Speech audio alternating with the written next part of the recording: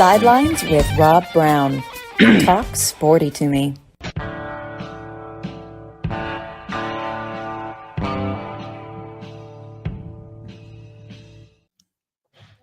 Hi, Rob Browne here with you on this Friday morning edition of Sidelines. A lot to talk about. We are, golly, 5 days away from the early signing period in December. Schools trying to hold on to their recruits, and I'm not sure what it really means right now with the portal.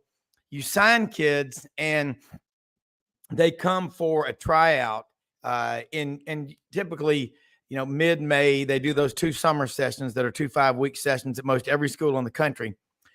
And if they're not playing when they're freshmen, when early December gets here, let's be honest, they're just going to go into the portal. A lot of them. I mean, we're raising kids to, if they don't get their way, to have a pout fit and, hold their breath until they turn blue and their parents give them what they want. That's what the NCAA and college is allowing to happen. They're going to get into that. But look, every school out here right now, the portal giveth and the portal taketh away. And I'm seeing across the board the numbers.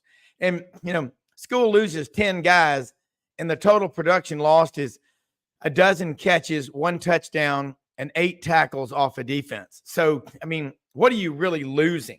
Maybe these guys could have been developed, but if they're not the kind of guys that are going to stick around and wait to be developed and want to be developed, really, what are you losing? I mean, I'm just not sure. And looking at the big picture of what we got going on in college football, it'll work out. We've seen a lot worse. We've seen a lot worse, in my opinion, and we'll get it. We'll get it worked out. And I think school. Look, there is no school out there that I'm seeing doing a better job of vetting kids in the portal and finding the right fits than what Lane Kiffin's doing at Ole Miss. And, you look at it and you say, well, what is Lane Kiffin? Why isn't he doing it in high school? I think this year Ole Miss is going to sign 4 of the top 5 kids in Mississippi. That's pretty good. And they're getting like Camarion Franklin out of Lake Cormorant, Mississippi, big defensive lineman. Him and Jamana Waller, who's going to Auburn, are the top 2 guys in the state. And it's no accident that they're both defensive linemen. And look, I'm just sitting there thinking to myself, what is the school supposed to do? If you go get them out of high school, or you say go to junior college, and which they still do. Or you go in there and you say, well, we're going to go to the portal, get a guy that's been in college for a couple of years. He's used to college life, being away from home. The practice schedule that you've got in college. But you got to be careful of is taking a kid that is a problem. And most of all these kids, whatever problems that you have at school A, you'll have at school B. And in a lot of cases, school C and D. I mean, look at JT Daniel that came from Southern Cal to Georgia, I think to either Pitt or West Virginia, and then Rice. I don't know if he can transfer anywhere else, but that's 4 schools. I mean, what NFL team is going to want to take a guy that isn't going to stick it out? I mean, because they're going to invest millions of dollars into you. If you come in to, in the NFL and they sign you, that's a tough call.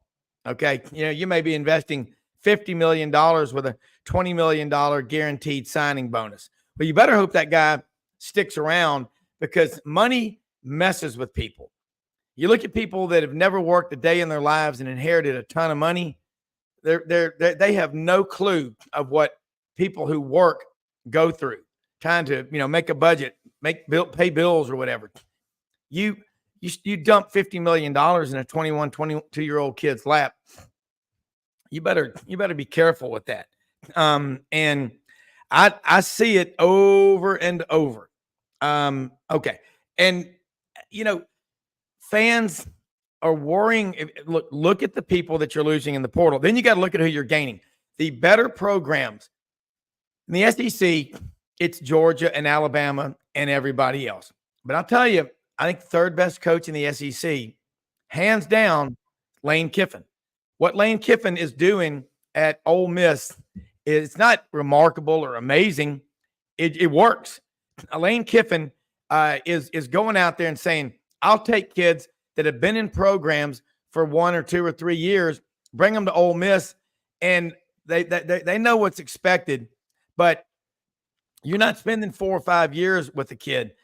Lane Kiffin, you better watch out. In the securities world, Ole Miss would be a strong buy. 2 of the last 3 years now, they're going to a New Year's Six bowl. Make all your little, snarky jokes about the Mississippi schools you want. Lane Kiffin lost to Alabama, lost to Georgia this year, but they're coming on, and we talked the other day about it. He knows the value of getting defensive linemen, and he's got his dad, Monty Kiffin, in there helping him look at these kids. So big picture of college football, it'll work out. Just going through a little rough patch right now. Doug Dean, AU Dose in Birmingham. Already got the questions coming in, about Auburn's recruiting class and whatever. But, I think a lot of fans are sitting around right now between now and next Wednesday waiting for the other shoe to drop. Let's talk about the recruiting class Hugh Freeze and the Tigers are putting together. And there are also a lot of players they're still in on.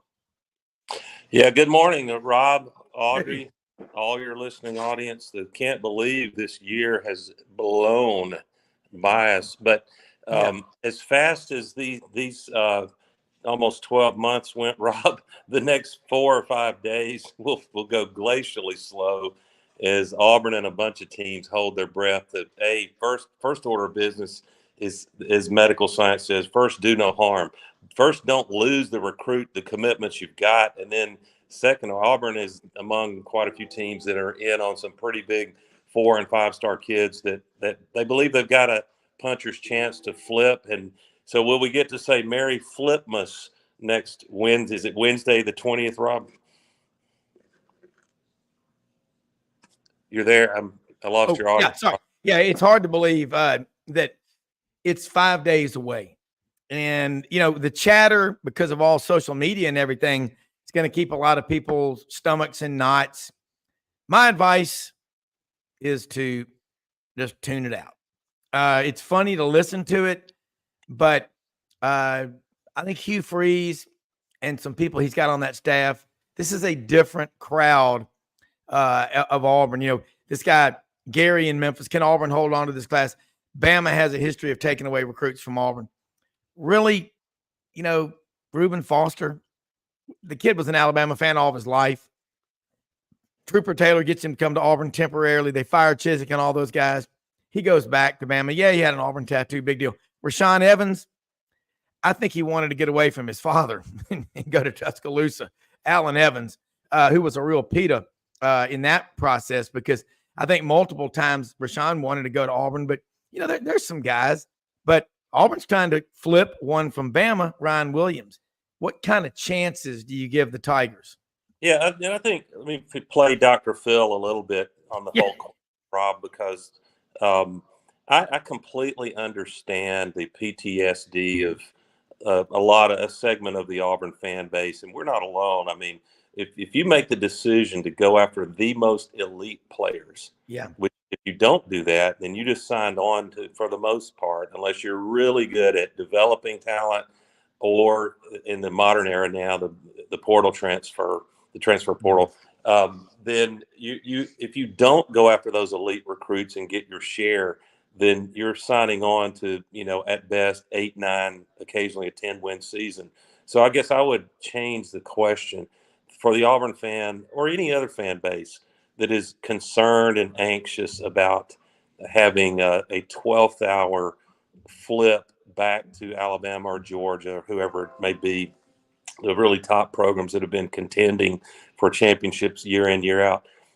If you lose a couple of those, I think the way to think of it is, would you rather feel better emotionally not even going after those elite players in the first place And I think my answer to that is then you just signed on to being, I don't know, South Carolina, Duke, um, in recent years, arguably Tennessee. They're trying to get back to winning 11 games a year, 11 plus a Yeah. year. So I think you got to sign on to the roller coaster. And here's what should be different. Auburn is big time in the NIL game. They've got a war chest, Rob. That now not every program has that and is ready to value a quarterback or a wide receiver like Ryan Williams at big or reasonable seven figures. You're hearing some figures like $2 million NIL being thrown around. Some of that may be rumor and innuendo, but the point being, Auburn, the fact that they lost Reuben Foster, that was heavily about Trooper Taylor being gone and not necessarily helping Auburn in their cause to hang on to a kid that had an Auburn tattoo, for Christ's sake, on his forearm. The wild things happen, and it would not be the most shocking thing in the world for Nick Saban to pull a 12th hour coup on you name the player. He's got a lot to brag about, including once again playing in the national championship playoff. On the other hand, Hugh Freeze has already got Cam Coleman, Bryce Kane, Malcolm Simmons, and help me on. There's a fourth wide receiver. Perry Thompson. Yeah, Perry Thompson. They can hold on to Perry Thompson next Wednesday. Then you feel like you're playing with house money, and you've got to wait until first Wednesday in February to see what Ryan Williams decides. But you could live with not landing him. And oh, by the way, Auburn is flipping from Billy Napier like it was a clearance sale, and so I don't know how you could not feel ecstatic about this recruiting class 2024 group if we don't have a sudden loss of some key talent heading into next week. Yeah, and I know Auburn's in on Buford, Georgia's KJ Bolden, who almost committed to Auburn in late July and a week later ended up at Florida State. And I know his dad's real involved suddenly in his life, in his recruiting, just suddenly cares about him. But anyway, I think Florida State probably hangs on to Bolden, but Auburn's definitely the threat. Auburn's the threat, and there are 3 or 4 other players that Auburn has a good chance to flip. I think when the dust settles, I won't be shocked if Auburn is a number 4 or 5 ranked class, but I think they've almost already sewn up a top 8 class, barring some 12th hour disasters. Well, you think about L.J. McCray and Amaris Williams, 2 defensive line prospects committed to Florida. And I think L.J. McCray is the number 2 defensive lineman in the country, and Williams is number 11 in the country. McCray is the number 3 ranked player in the state of Florida. Mims is the number 1 ranked player in the state of North Carolina. And McCray's dad, I think, is the coach at Bethune-Cookman in Daytona Beach.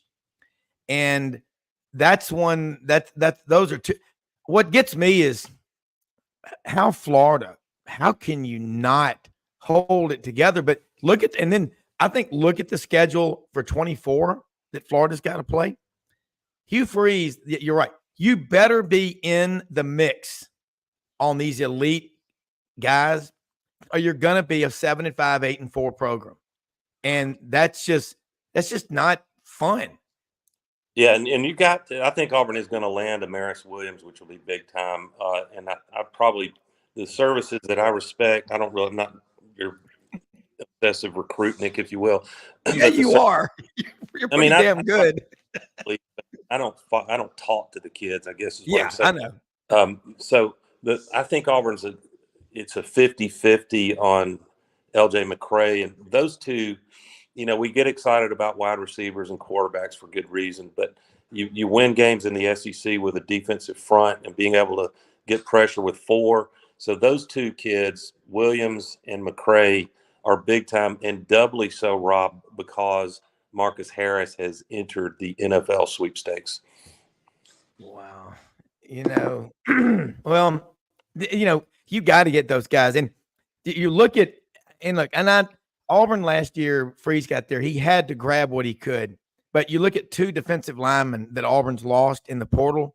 They were the number 113 I'm the number 115th ranked defensive lineman in the country. Now you're looking at the number 2 ranked defensive lineman in America, L.J. McCray, and the number 11 in Amaris Williams from North Carolina. You better be in that mix. I mean, look, we all know Nate Hill, Tracy Rocker, guys like that, Ron Stallworth out of Woodham, and that class in '84 is the standard. No one's ever signed a class like that in the modern era, at least not at Auburn.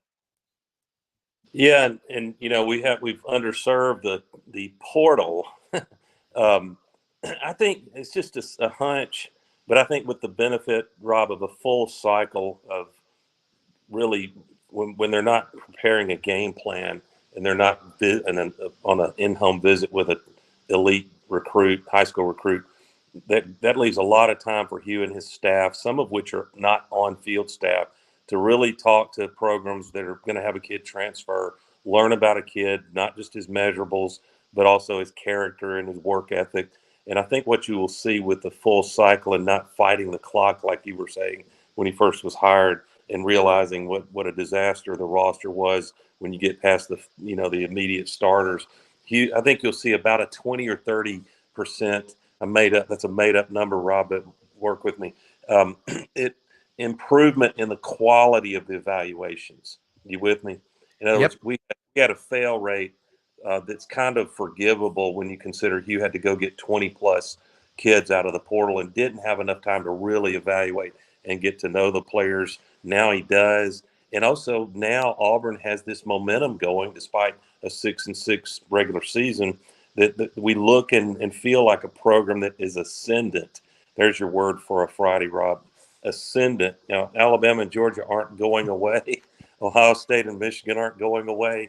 But you don't have to be a program built to go undefeated now with a 12-team playoff. Yeah. You might have to be a dominant program to run through that playoff and make it to the final game, much less win it. But the next big step for Hugh Freeze is to have a roster that we will be contending and going 4 quarters in every game they play. And that just gets a little bit harder. I do like the schedule. We're going to talk about the new 2024 schedules if you want. Auburn, you could be mad at the schedule makers if you want, because Auburn is in at home the first 4 games, and then they play I forgot who the 5th game, a manageable game. Oklahoma, yeah. Well, not necessarily manageable. Yeah. But that one is let's see, I think that one's at home.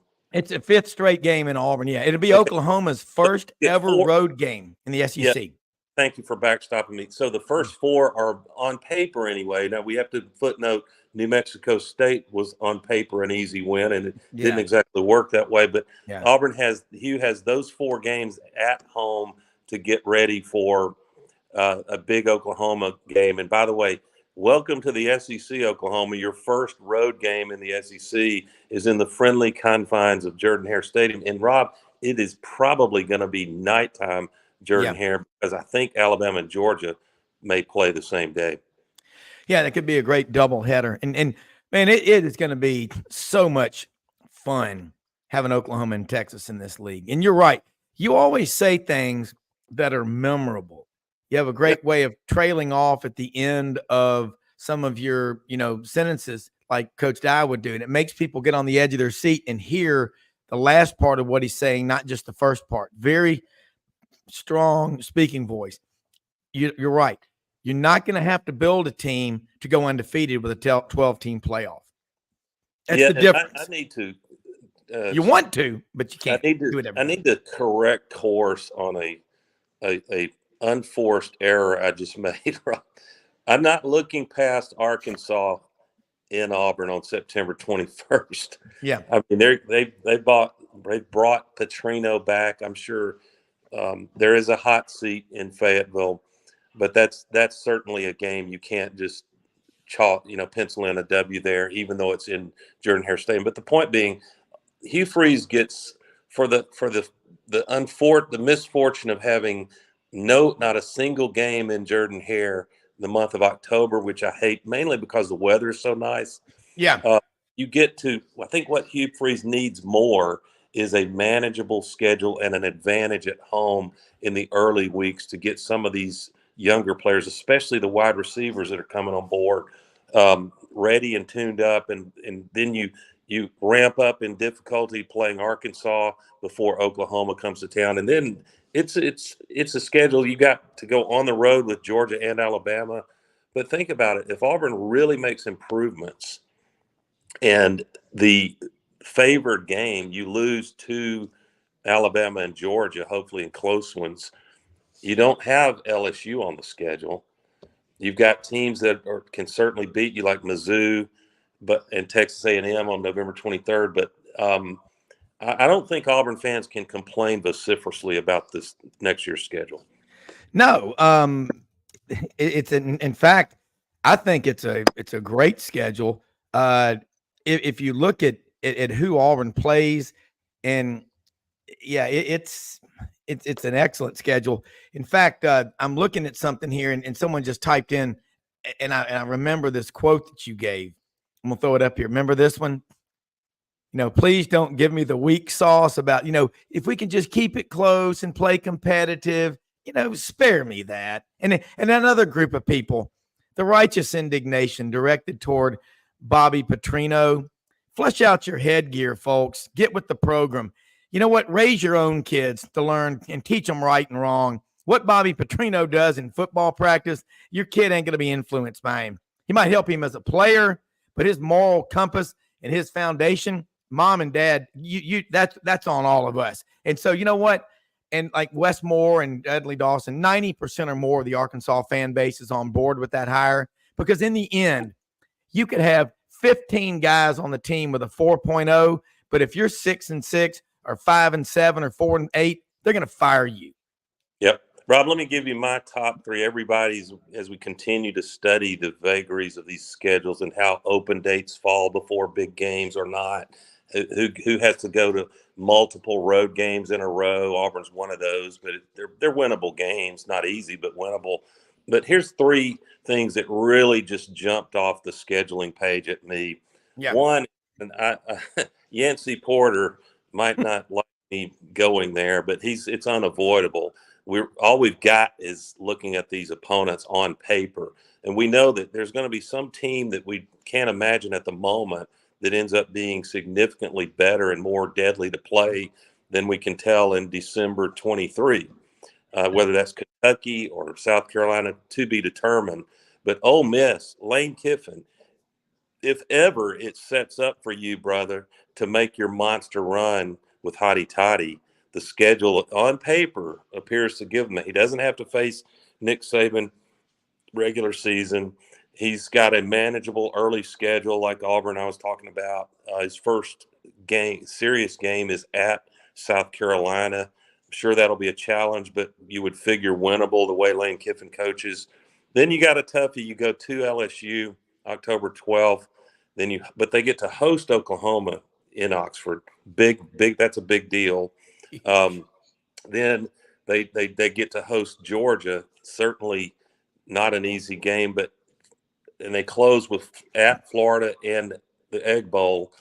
So look at it. If you're Lane Kiffin, you can afford a close loss to Georgia.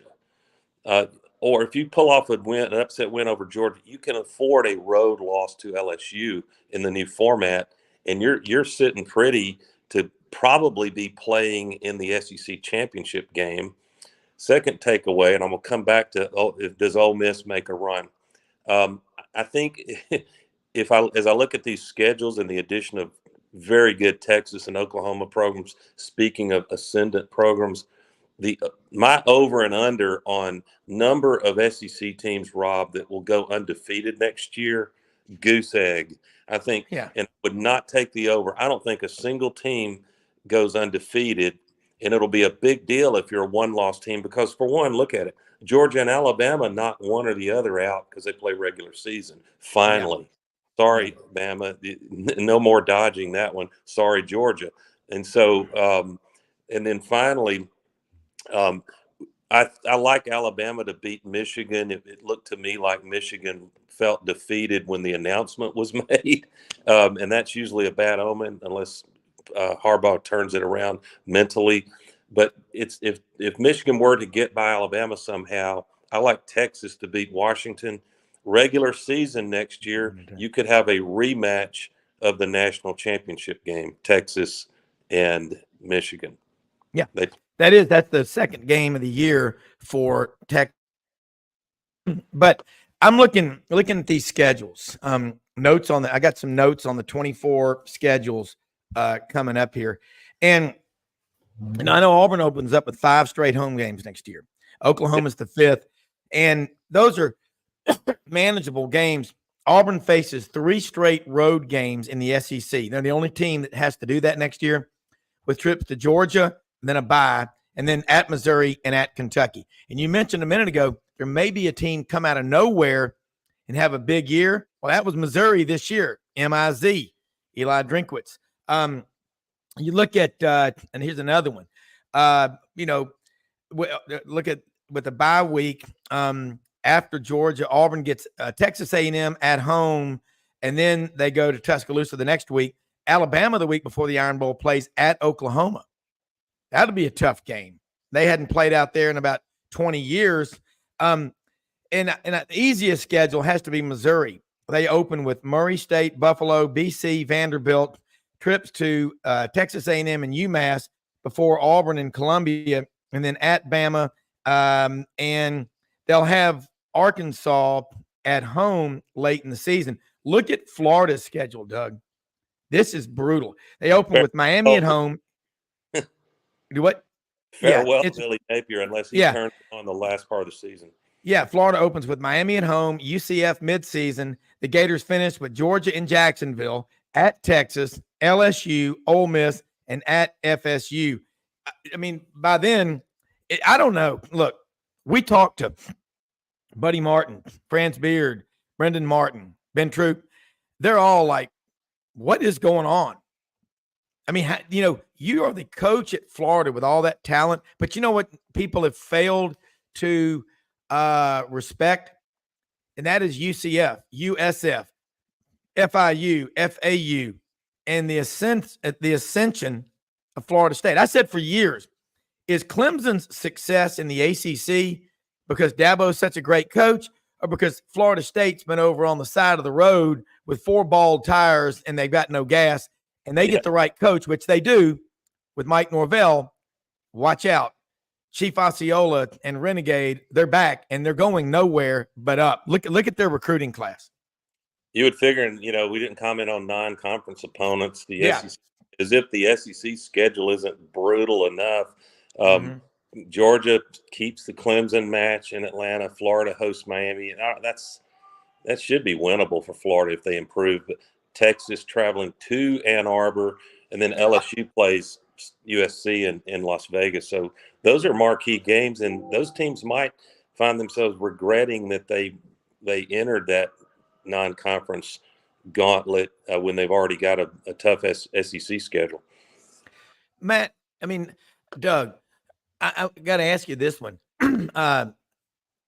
Is Auburn going to go after, you think, Malik Murphy, the quarterback at Texas, who is from California? He's a big physical, Vince Young type of size quarterback. I think that's a great question, and I don't have granular information about that particular quarterback talent, but I think the calculus for Hugh Freeze is as follows, and I kind of like it. If you're there's no point in going after a quarterback that's roughly the equal in talent to Peyton Thorne. If you're going to bring somebody in, it needs to, if you can do it, it would need to be a generational talent that's already proven and can really, that projects to play, to perform at a high SEC level.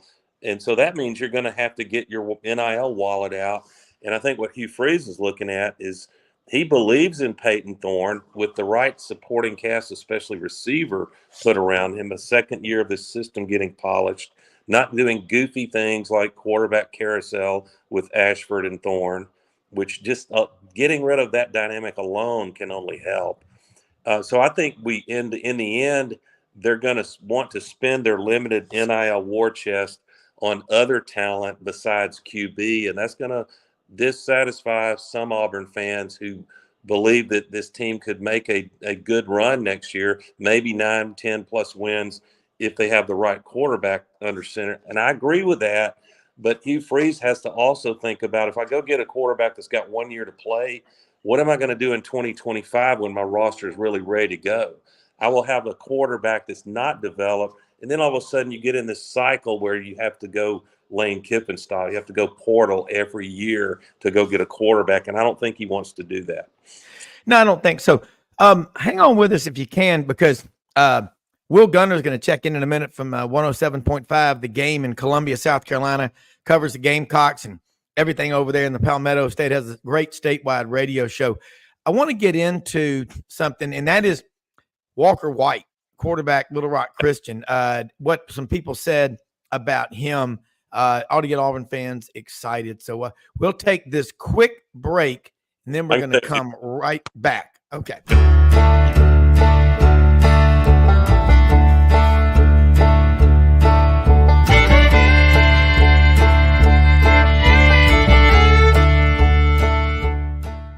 In a perfect world, you'd set a health goal and results would happen overnight. In this world, the real world, it takes time, dedication, and the right support to achieve your best self. The Vitamin Shop's health enthusiasts are here to make sure you're not wasting a single moment on the wrong supplements. From the highest quality sports nutrition and superfoods to the most sought after trends, you'll find a huge variety of science-backed solutions for every goal. And the people to help guide you along the path to greatness. Unbelievably, every 2 minutes in our communities, a child is either bought or sold for sex. I am Ari Dickey, board member for the Nashville Anti-Human Trafficking Coalition. Join me and millions of others in our fight against human trafficking and for its victims by helping to educate the most vulnerable among us, our middle and high school students. Go to nhtcoalition.org, become a partner, and help keep our families safe, because none of God's children are for sale. But now they've got the machine. Okay, Rob Browne back here with you on this Friday morning edition of Sidelines. I want to say something about Rumble Boxing, man. Ann Camp Lee, one of our sponsors, was at a big Chamber of Commerce event at the Peabody Hotel, world famous ducks. Let them out, man. It's duck season. They're fair game. They get a limit of mallards in the lobby of the Peabody. I'll take them. No more than 2 hens, of course. I'd prefer 4 greenheads, but I might get a lot of kickback if I went after the Peabody Ducks. But Ann was down there for a ribbon cutting event for Rumble Boxing Gym. Met some wonderful people, and I'll let her tell me if it's okay to say it as we go on during the show. But some big corporate people are going to be doing some corporate events at Rumble Boxing, 1835 Union Avenue, Midtown Memphis.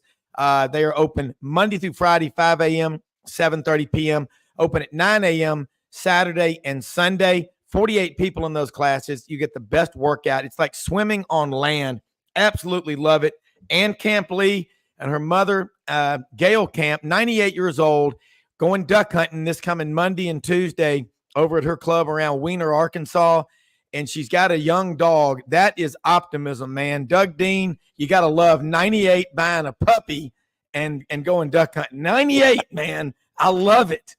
Hey, Rob, this is going to be the year I'm going to give up some couple of days. Maybe there'll be weekdays and come over to Park in Arkansas and finally check off my bucket list that I've duck hunted. Wait, everybody keeps going. You and Frank Duffy, man. The two of y'all. Look, we got a bar here. MJ cooks on a weekend 10 slabs of ribs, brats, 5,000 wings. I'm picking up venison tamales today at my processor. And those are incredible. We do venison boudin too, but you are welcome and we're ready for you to come. We'll do the show live from here when you come up here. That'd be fun. And let me get this out of the way. This is a forecast. This hardly provocative. I think it sort of jumps off the page from that reveal show on SEC Network with the talking heads, Laura. Laura seems smarter than half of those guys on there. You need to get Laura on your show, Rob. I know. You would love to. I'll effort on that. But here's what I think. I would go ahead and challenge the College Football Playoff Committee to get in their heads starting next year, it is a borderline useless criteria to use the word undefeated, because if they don't use you think Commissioner Sankey was going to be pissed off if they left out Alabama? And, we could have a debate another day about the arguments in Florida State's favor versus the SEC champion, and even Georgia. Their only blemish was a tough loss, fairly close, against Alabama. But looking ahead to next year, with this SEC schedule, the committee needs to get it in their head that it's entirely possible that a 3-loss, I didn't say 2, Rob, a 3-loss SEC team could be worthy of, down at number 10 or 11th ranked. And the reason I say that, they could very well, Ole Miss, for example, could very well lose to Georgia, lose to, let's say, Alabama in the SEC championship game, and have a road loss to LSU. I want to see the teams that are more worthy than that Ole Miss team, even with 3 losses. Yeah, Lane Kiffin, what he did this year, most people didn't expect him to have a big year. I thought, again, I just watch Ole Miss. I'm thinking they're going to win 9 or 10 games. He's that good of a coach. And if he can split, he doesn't have to play Bama in the regular season this year. So, yeah, you're right. And Yancey will be back on with us here. And I agree with you. I think that 9-10 – look, we had it in 2017 when Auburn was 10-2 going into the SEC championship. And if they'd have had a healthy running back, I think they beat Georgia in the rematch. And now going and that was with a 4-team playoff. With a 12-team, yes, you're going to see a 9-3 team, most likely from the SEC, make the playoff. Rob, I'm watching the chat. Harrison Florence is asking us, can Hugh Freeze flip any more 5-stars? That one's kind of an easy one to answer. It's harder to predict how it will end up going, but you have to start with 5-star elite wide receiver Saraland in South Alabama, Ryan Williams. He reclassified from 25 to 2024. That does not, I would caution exuberant Auburn fans, that by no means telegraphs that he's about to flip to Auburn. It could just as easily telegraph that he's excited to be on the field in a crimson and white uniform next year. I'd still probably give Alabama a slight edge, maybe even a bigger edge, only because that's been his team this far along. Why wouldn't he have flipped already? But make no mistake, Alabama is concerned about that one. They know it's a competition. And if Hugh Freeze can flip Cam Coleman and Perry Thompson, assuming he holds on to both of those, then I think it's just not logical to declare that he's incapable of another flip. And you start to get these players tweeting about the Freeze 5, they call themselves, which would be the current 4 Auburn wide receiver commitments, plus Ryan Williams, who's most considered the most sought after, coveted player in the state of Alabama coming out this year. So, yeah, Ryan Williams would be one. I don't necessarily see another 5-star. I guess KJ Bolden would be the other potential. If you flip both of those, Auburn people will be taking off from work on the 20th just to celebrate. Yeah, and you're right. And look, Uncle Ray down in Huntsville just texted, look at all the second-year transfer quarterbacks. Joe Burrow hadn't thrown 25 passes at Ohio State. Bo Nix couldn't stand being in the same county with Brian Harsin. Neither could anybody else. And think about Washington's quarterback, Michael Penix Jr. came from Indiana. He's from Tampa. He's a hell of a quarterback. He's from Tampa. And Peyton Thorne from Naperville, Illinois. I'll tell you who my favorite, and I got to give the credit, Jason Caldwell, Auburn Undercover, does these interviews on the field right after these playoff games. D'Angelo Barber, Clay Chalkville. Yep.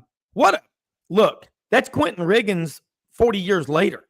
I mean, this kid's like, yes, sir, no, sir. He goes, I'm just honored, and I feel what a privilege it is for a prestigious university like Auburn to give me a scholarship to play football and get my education.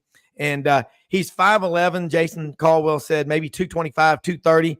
All he does is make big plays, and he makes everybody around him better. And he's I hope he gets a big ass NIL deal. You know why? Because he is going to be the foundation for Auburn's great run they're about to go on. Tell me about Clay Chalkville. They're 6-8. They beat Saraland the other day. Yeah, For the that state was championship. anybody's game at the end. Or we talked, Yeah. I think, last Saturday morning. You have to question the coach's decision. Coaches know if they're going to make money and be in the limelight. They get praised when the game goes their way, and they get questioned when the game doesn't. But you're down at the 10-yard line, 4th and 5. I think under 30 seconds, and you don't kick a field goal there that would send it to overtime. Just makes you wonder. But Kate Barber, DJ Barber is going to be special. And if you look at this total linebacker class that Hugh Freeze is landing, some analysts consider it the number one linebacker group in the country. Add Jamonte Waller to that, the Florida flip. So Joseph Phillips, some of these kids committed a long time ago, so they tend to get, slide back out of the limelight as we look at this. But, arguably the most exciting thing for Hugh Freeze is be number one would be the wide receiver class because of need if they hang on to this 4. And secondly, the linebacker group. They're going to really, that's going to immediately benefit. Yeah, D'Angelo Barber, DJ Barber made that play, and he asked him about recruiting Ryan Williams. He said, well, I'm going to recruit him after the game. He's just I love kids that are grateful for the opportunities that they're getting. Doug, man, you're better than Dr. Phil, man, because you're one of those people that can calm me down. You can't worry about all the chatter out there. I mean, it's crazy, but let's bring in Doug. If you got to go, I know you got busy stuff to do. Stay with us if you can. Will Gunter's on 107.5 The Game over in Columbia, South Carolina. He's got a great show. Marion, y'all are on in Myrtle Beach now, but it doesn't look like you're at the beach. It looks like you're somewhere where it's cold. How you doing? Yeah, no, I'm naturally very cold natured. I hate it. I despise the cold. Trust me, it's not that bad here. It really isn't compared to. Yeah, if you think I'm coming to you from Michigan, I'm actually in Lexington, South Carolina, at my establishment, at my personal hangout, LJ's Par and Grill. I think it's supposed to be about mid-50s today, so people could be able to come and hit golf balls and hang out. And you can see we got the little garage doors that'll open up. It'll be a nice day, but no, I hate the cold, man. People were laughing this week because we do the live stream for our show, and I get up at 5 a.m. and come in. I look like I was bundled up in Alaska, ready for that. Will, this is Doug Dean in Birmingham. Hope you're having a good holiday season so far. And I'm gonna put a question to you, and then as they say on the radio shows, I'll hang up and listen. But I'm gonna have to get out of here. But tell us about is there overall excitement among the South Carolina fan base heading into the next week's early signing period and looking at what they hope to bring to the table with, I'm sure, a coaching change or two by Beamer? What's the overall vibe of the Gamecock fan base? That's a great question. We did something similar to that. We do what's called a vibe check. We'll do a vibe check Monday or a vibe check Tuesday, and we did a vibe check Thursday this week. And the reason we did that is because obviously the way the season ended, not going to a bowl game, Juice Wells going into the transfer portal, Mitch Jeter, who it's crazy to say that losing a kicker is difficult, but South Carolina, Mitch Jeter is probably one of the best kickers in the country and has announced he's going to transfer to Notre Dame. And I say that because with Jeter, he was 24 of 26, I think, on field goals during his time at South Carolina, and was a guy that, man, if you got to the 35-yard line, you could kind of count on 3 points. And if you got to the 30, you were getting 3 points. At least that's what his history indicated. So you say all that, the vibe about a week ago, if we'd have done this last Friday, Doug, I'd have told you, man, it's bad here. People are falling apart. Well, over the weekend, they've landed some kids out of the transfer portal. They landed Sanders. Rocket Sanders, yeah, got him earlier this week. Landed another running back yesterday. Kind of redone the room. The recruiting class is looking very positive, and I will see what happens on Wednesday when guys like Dylan Stewart and Lewis Solomon and Josiah Thompson, all these big name recruits have got to put pen to paper. Do they stick with the commitment? And then, as crazy as it sounds, I actually think Wednesday night people saw the schedule come out, and they'll go to Alabama and then they'll go to Oklahoma in back-to-back weeks, which in the grand scheme, if you looked at all the schedules, that's actually not as bad as what like I've seen Florida have and some other schools. We don't know what Oklahoma will do because they're losing Dylan Gabriel and they lost Jeff Levy and they lost 5 offensive linemen. So I say all that because we did that vibe check yesterday, and that was the question, like, how do you feel? Are you kind of more ready for football season? There was still a lot of, we do 1, 2, 4, and 5. 1, 2, 4, and 5. Where do you stand? There was a lot of 1.5s. There's still people that this fan base, man, the way the season went, the way it ended, there's a lot of concern about NIL right now. There's a lot of people who now their motto is just win a game. You prove me. Well, the problem is you got 10 months until you can win a football game and make people better. And that's what's going to heal. It's not going to be a recruiting class or transfer portal. You got 10 months until you can win a football game and make people feel better. And that's going to be the problem. I'm interested to see, you were doing this going up. We'll see. I'm interested to see where we are today, December 15th, versus where the South Carolina fan base is on July 15th, when we're right there around SEC Media Day. And I think there's a lot, look at, same thing can be said for Florida right now, Florida Gators. There's a lot of them in the SEC that I think you can say the same thing for. Oh, no, well, let me help you there. I know some Gamecock fans. You're always going to have the 20% gloomer doomers, and they serve a purpose. They keep us balanced. But I can promise you by July, Gamecock fans will be feeling good about a 9 or 10 win season.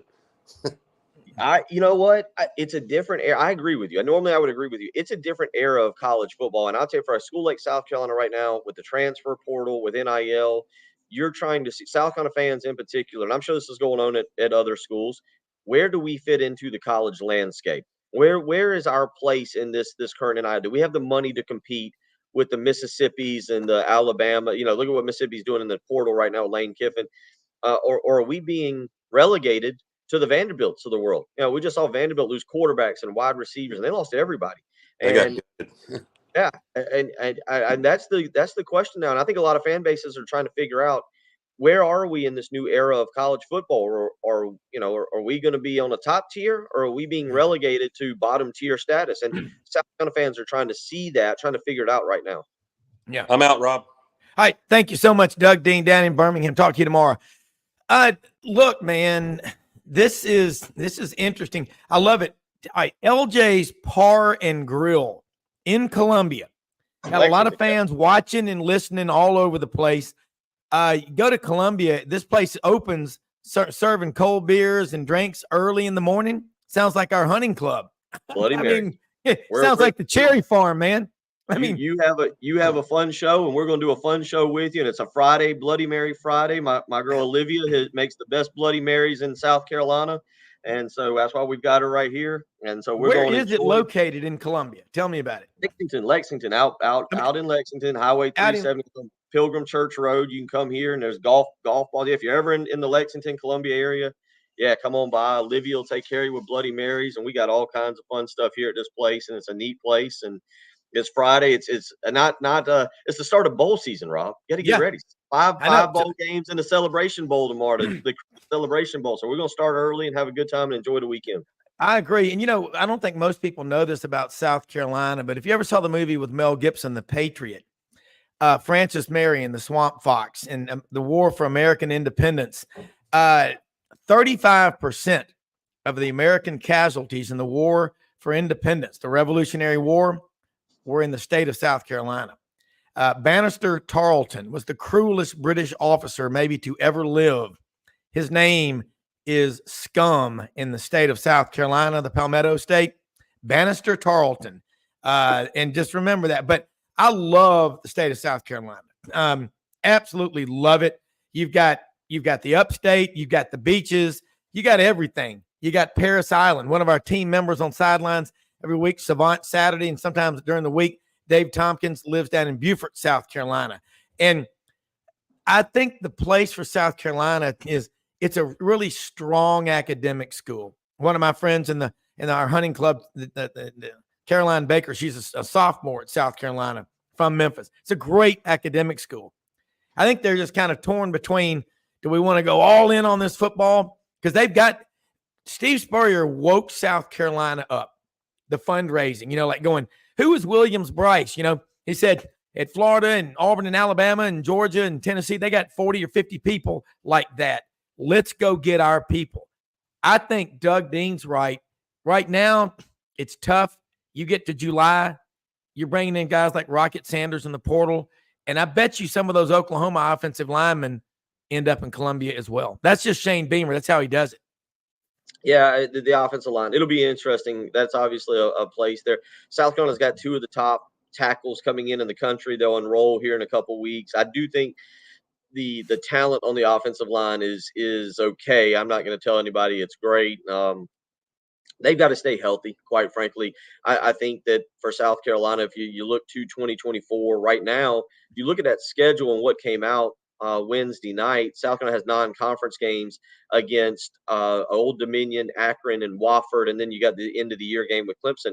Right now, South Carolina's only going to be favored in about 4 games next year, and people are realistic to that. They'll be favored in those 3 non-conference games, and then be favored in the game against Vanderbilt there in Nashville in November. So with all that being said, there's people that's going to be optimistic. There's always optimistic fans. There's people that are looking at it right now wondering how in the world they're not going to go 12-0 next year.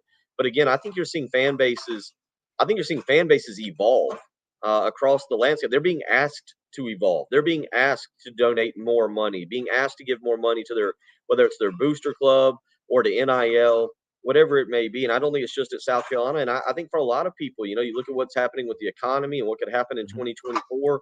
There's a lot of people who are having to make decisions. Where am I going to put my money? How am I going to spend my money on my leisure time? Do I want to take a trip to Myrtle Beach or Charleston or go to Asheville in the mountains in North Carolina and spend time with my family? Or do we want to spend money on, football tickets and tailgating and the time and then the investment on Saturdays that you have to do with that? We're in an interesting time for college football now with what I've always said. These television dollars, they're not being spent for you to go to the football game. CBS, ABC, ESPN, they don't want you going to the football game. They want you coming to a restaurant. They want you sitting at home. They want you doing it so you're watching this huge television I've got right here in front of me, and they're picking up their ads to make money. And now the universities on the flip side of that, they need the money from you coming to football games. That's how they're funding everything. It's a really interesting time for the fan. And if you're not Alabama, if you're not Georgia right now, are you willing to put your hard-earned money into a mediocre product, a product that's 8-4, 7-5, when you can sit at home and enjoy the game and save money for maybe a great family vacation? Well, also on the flip side of that, you look at Auburn. If they don't win that bowl game in the Music City Bowl, that's going to be a 3rd straight losing season. Yet I go to a lot of Auburn games, and there's 90,000 in the stadium, 50 or 60,000 outside the stadium during the games. And that's, Auburn's in the worst run in the modern era that they've ever had in football. You suffered the end of Gus. You suffered, unfortunately, less than 2 years of the worst hire in Auburn history, along with Tony Barbee, the basketball coach, Brian Harsin. Yet their fans, they've got the number 7 ranked NIL program in America. And that's, I think it's if you're going through hell, you got to keep going. You got to keep fighting. I will say this about TV. We saw it during the virus, these draconian lockdowns in some states. People are social animals. We want to be around other people. There was this grandiose vision that everybody would stay at home and sit in their man cave and watch their 8-foot wide flat screen. That's not how it works. People, first off, if you're a guy, you've seen King of Queens, hadn't you? The TV show. Yes. Remember, Kevin, he would always bring all of his friends over, and his wife would just go crazy, like going, "Good God, don't you guys have a home?" People, you might do that here and there, but people want to be at the game. Now, look, a place like LJ's Bar and Grill, I get that. I just think Columbia, it's right there. It's in a big city. It's different, but people just want to be at these games. They want to interact with other people. And then a lot of business deals are done there. I don't think you're ever going to be able to keep the fans away. I think the more we put games on TV, the bigger the stadium crowds have become. I'm on a roll.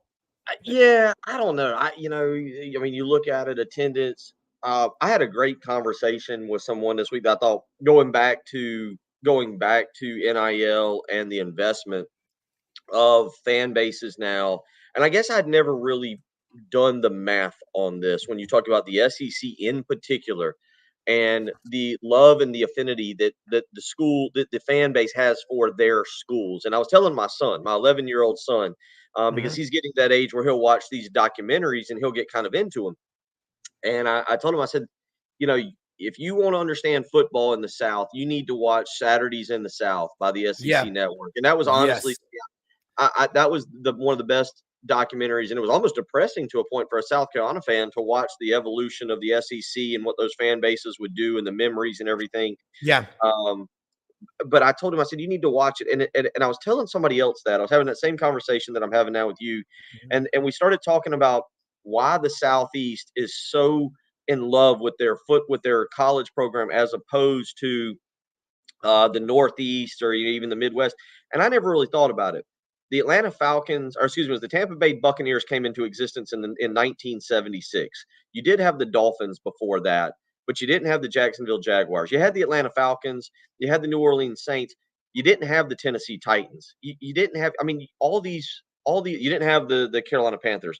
What you had was the Washington Redskins, the Falcons, and then you kind of had to go over to Dallas, and maybe you had the Oilers in Houston, but you didn't have. So our affinity in Mississippi, where there wasn't a professional football team, it was from Mississippi and Mississippi State. And the state of Alabama, it was Alabama and Auburn. Those Saturdays meant so much to people. And I'm wondering if that's the way it's going to continue to be. There's always going to be a love for it. But as you just mentioned, these places, man, people keep raising prices on tickets. The Gamecock Club is going up in 2025. Are people willing to keep spending their money if things don't change economically? Is that where you're placing your money if more and more is being asked of you to compete?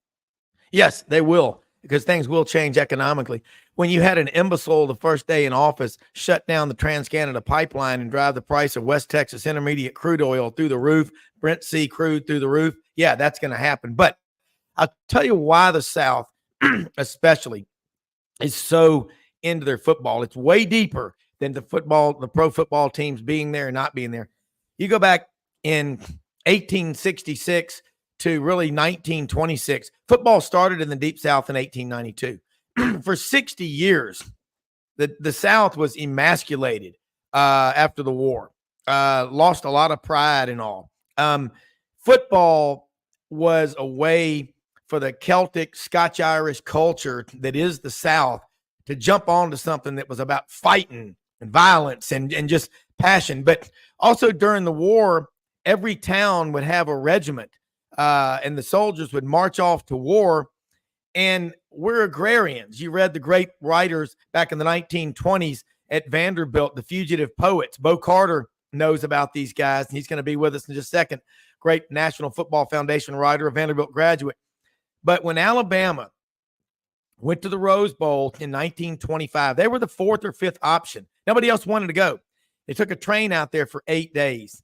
And they beat Washington 20-19, trailing 19-7 in the third quarter. When they came back, everywhere they stopped for those 8 days, thousands of people met them at the train station. The bands were playing Dixie, and people were cheering, and people were openly crying, so proud of that team from the South. Every school in the South sent letters of congratulation to Alabama's president and their football team. There were parades all over. The South got its masculinity back.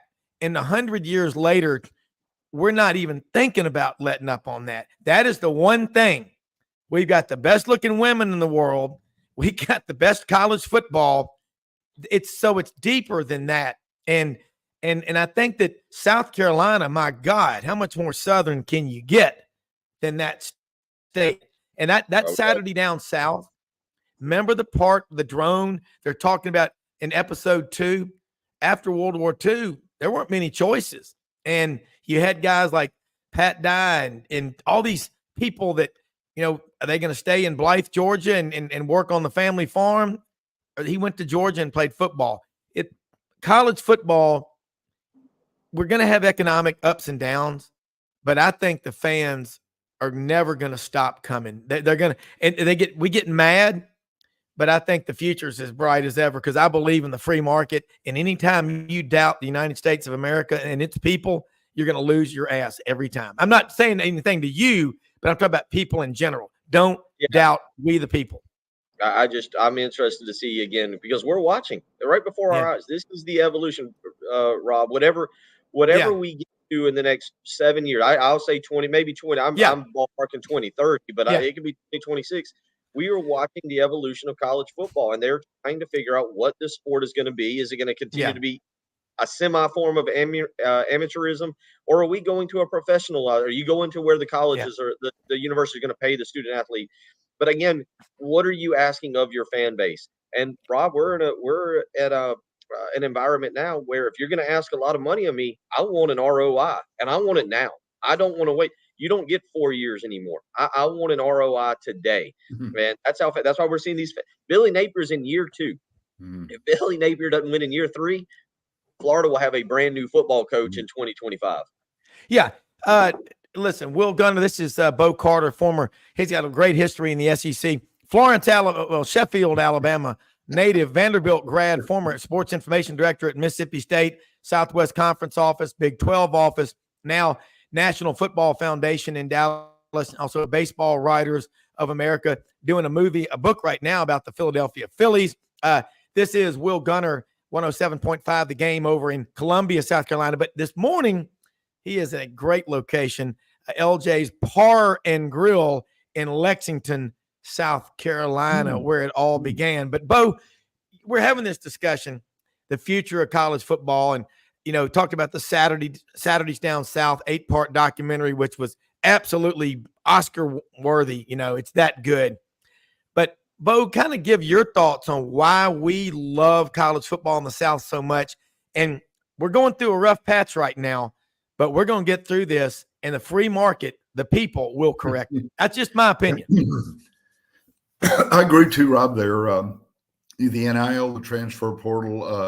I love the Dr. Pepper commercials with Bosworth, where people are being sucked into the transfer portal. Ken Capps probably helped design those with some ad agency. Yeah, but anyway, that is the funniest commercial. Those are whoever. It must be the one of the local agencies that handles Dr. Pepper. But no, I agree with Rob. It's both you, Rob. It's a rite of passage. Hey, after Friday Night Lights and high school football, especially in Texas, Alabama, Mississippi, South Carolina, the whole place, it's just natural. You get in the car, drive to Auburn or Alabama or Vanderbilt or Texas the next day, and just continue your football fix for the weekend. Yeah, and you sit there and you look at, Will, this is Ken Capps, Football Writers Association of America out in Dallas, possibly Austin. Yeah, and you got to love his mount in the back. He's got a mounted Texas. Show the mounted Texas Longhorn. Now, you would think a Texas A&M fan might have that, but Ken Capps is a long-time great Texas writer, Texas grad, has a master's in journalism, Medill School of Journalism at Northwestern. But we're talking about it, and Will, stay on with us if you can, because William, the intern, will be on here in a minute from the Auburn Plainsman. He's a young writer. But I love getting these roundtable discussions together and rolling the guest in from the different fan bases. Ken, Will is at LP's Par and Grill. I love this place in Lexington, South Carolina. It's Bloody Mary time on a Friday morning. It's kind of cold out there, but get your thoughts on South Carolina as you see South Carolina from a distance. You're out in Texas where high school football might be bigger than college and pro football, but your thoughts about South Carolina, their future with Shane Beamer, college football, and this is so cool having Texas and OU in. This is like bringing Marilyn Monroe back from the dead, man. This is hot stuff. Well, first of all, some good coffee, man. I'm just telling you. Nice to meet you out there in South Carolina. We just, my wife and I just spent our 30th wedding anniversary out there during the summer and stayed in Charleston and went to Hilton Head and had a great time. So if we go back, I'm going to come look you up, man. Come on. Well, I mean, I'm a big Charleston fan. I'm a big Charleston fan. That's a great place to go on vacation. A lot of great restaurants, a lot of great attractions, tea place, and a lot of history, man. If you go out to Fort Sumter and check that out, and I'm a history guy. Had a college degree in history. Love a good documentary. So yeah, it's a great place. Great. Well, I hope we get back out there and I can meet you. Okay, a couple things just to start off. Number one, talking about high school football here in Texas today. This week, starting on Wednesday through Saturday, every one of the classifications of Texas high school football is playing their championship game as we speak. Well, here in about 11 o'clock at Jerry World. Okay. So you've got, I went to the 6-man football championships on Wednesday, but they're going to play 2A, 3A, 4A, 5A, 6A all weekend out just right there. I could almost ride my bike out to Jerry World if I was ambitious enough. Go for it. Go. I'm not that ambitious right now. But it's such an amazing week here in the Metroplex, as Rob likes to say. Yes. Because literally those games will draw literally, like maybe 50, 60 thousand fans total in attendance. Wow. And people come in from around the country just to come watch the state championships of Texas high school football. Cause you get a hotel out there in Arlington, you got great barbecue, great Mexican food. And you just walk over to the stadium every day and go watch championships and go watch a lot of these kids that are going to be playing on Saturdays next year. Now, South Carolina and Shane Beamer. I thought Shane Beamer was on the hot seat this year. So I'm surprised. I'm kind of surprised he's still there. Spencer Rattler didn't quite work out the way that I think everybody thought he would. I thought he'd definitely be better. But he was an average quarterback at best. And I think Shane has one more year, and it's going to be tough. Hold on. Why did you think Shane was on the hot seat this year? Because they weren't very good. Wait, you mean going into the year? No, at the end of this year. Oh, at the end of this year. Yeah. Okay. I thought like right now he was going to be on the hot seat. So if he's keeping his job, fantastic. I think he's got one more year then to get South Carolina up to where South Carolina expects it should be in the SEC. I'm going to be talking Texas and Oklahoma football schedules in the SEC here in a little bit. And I believe Oklahoma plays South Carolina this year. Sure. Yeah. No, you see what's happening to Oklahoma. Yeah. Oh yeah. They're imploding. Yeah, and you talk about a guy on the hot seat. Obviously, Brent Venables getting there and having a losing record in his first year. This was a good year. Now loses Jeff Levy and Dylan Gabriel. But to go back to your point on South Carolina, and I apologize. You're not. That's obviously was not a good year. 5-7 was not a good year, and there were a lot of issues. But I think also you look at the schedule and who they lost to. There's not a fan here that's happy right now. Rob and I were talking about that, kind of coming on and kind of a vibe check of where this program is. But I think you're inaccurate. Spencer Rattler himself had a very good year, improved his draft stock. It was not his fault that the offensive line couldn't have blocked the 5 of us, and it looks like a couple of you athletically are done. So with that being said, that offensive line, they did not have a running game this year. Running back was a major issue. I'd be interested on your take just because you're from that area. The North Texas running back, Oscar Attaway III, who just committed to South Carolina and what he brings. But no, I don't know how you can blame that on Spencer Rattler, who I think came here and resurrected his career. Maybe it was not where it was when he left Oklahoma, projected as the number 1 pick and making a pit stop in New York for the Heisman. But, you look at a guy who had what I would say is a bad social media reputation because of the QB1 Netflix documentary that showcased what probably a lot of us did in high school and with ego and the way things are done. Right. He was embraced by this university. He'll go down as one of the greatest quarterbacks to play here. I do agree with you, and I brought this up. The fact that he is 13-12 overall as a starting quarterback, but no doubt the wins over Tennessee and Clemson, back-to-back top 10 wins last year, and then a very competitive, fun bowl game against Notre Dame this year. As you pointed out again, I can't blame Spencer Rattler for being sacked 9 times in the opener against North Carolina. And then certainly you look at what happened in the Clemson game where he was running for his life. But with all that being said, Shane, South Carolina is not a university that's going to fire anybody in 3 years unless you go 2-10 and 3-9 and 1-11. And with back-to-back bowl games, and again with those wins, it was a bit of a transition year. I wouldn't say that. Shane's got 2 years, 3 years, unless the bottom falls out. For anybody, if the bottom falls out and you go 3-9, that's totally different. But Yeah. the bottom is not expected to fall out. The schedule will be difficult next year, but no, Shane will have 2 or 3 more years, much like they'll give Brent another year or 2 years in Oklahoma, or they'll give Mike Elko 3 years at Texas A&M. You get the point. I don't think a lot of that was very accurate in terms of where South Carolina is as a program and trying to grow, and along with what Spencer Rattler individually did as opposed to team-wise, which I think is 2 different conversations. Yeah. Sure, I understand that, and you make fair points. But just from my looking, really spending a lot of time now looking at the SEC, I thought at the beginning of the year South Carolina was going to be, maybe 8-3, 8-4, something like that. And so I was just surprised personally that they didn't do better.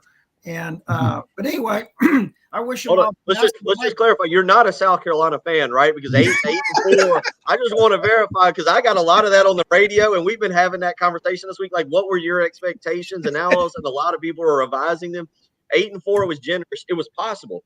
If South Carolina beats Florida, were they a better team than India? I understand what you're saying. 8-4. I think Vegas had them set at 6.5. I think I was guessing 7 to 8 wins, but obviously, you look at the teams and how things played out. Missouri ended up being a lot better than I think we thought. Boy, you got that right. That was kind of, yeah. So I understand that. It's always good to say, hey, this was my expectation. Okay, if you thought 8-4, then I don't disagree with anything you said. No, and no, all of your points are very valid, and it'll be just really interesting to now all bets are off for this year. You finish up this season here in January, and next thing you know, it's going to be spring. It's going to be spring ball. So I like this. Can we all just get along? Yeah. In the way. By the way, when I'm on this show, I'm not a fan of anybody. Okay. No, I know. As an objective reporter. So. Yeah. This is what I love about this, because see, and that's the thing. Will, we've got the young intern on here now. See, William, you're seeing now, and this is good discussion, because Ken brought up points, and Will agreed, disagreed. Bo's over there refereeing, the Oracle of the Delphi up in the right-hand corner. But I'm going to tell you something, man. I love having all these guys on here. And guys, all right, Ken, you're already having an impact. And Will, this is a young sophomore, 6-footer, 183 pounds out of Memphis at the Auburn Plainsman, a writer. And he's already following the lead of Bo Carter and Ken Capps. He's got some topics for discussion today. William, I'm going to hand the ball off to you. Throw them out here. And I'm going to have we're going to start with Will, and then Bo, and then Ken, in answering them. Point number 1, or topic number 1, and I know Ken's got some topics as well, but you got that from Ken, and I love it, and I'm starting to do it now too, Ken. So thank you, as Gomer would say. Yeah, here's I got 3 topics for y'all to discuss. One of them, I'm going to go in a different order than what I sent to you, Mr. Browne. I'm going to go first topic. I heard this on ESPN. Is it good for college football and NFL draft prospects to skip bowl games? So, like with Caleb Williams and Drake May skipping it, is it good for college football to be for those 2 players to be skipping bowl games, and does it take the fun out of watching them? Will Gunter, you're on the clock. To clarify, you said, is it good for college football or for the player? For college football, yes, sir. It's not good. Well, look, it all comes down to what you think about. I love bowl games. I'm a huge fan. I do too. Here, I love coming up here. I love having bowl games on. I can't say that I'm watching every second of 60 minutes, but I'm the first. Let's go to a Christmas party and put on 6 bowl games. Shoot, what is it? I got the New Mexico Bowl. I said that might be the most boring bowl of all of them, New Mexico State and Fresno State, but I'll watch it. I'll be at some Christmas party having a good time. It's not good for college football, but it is good for the player, and the player in this day and age has to look out for the player's future. And that's why for Caleb Williams, for Drake May, it's the right decision for any player that makes that decision. I totally understand it.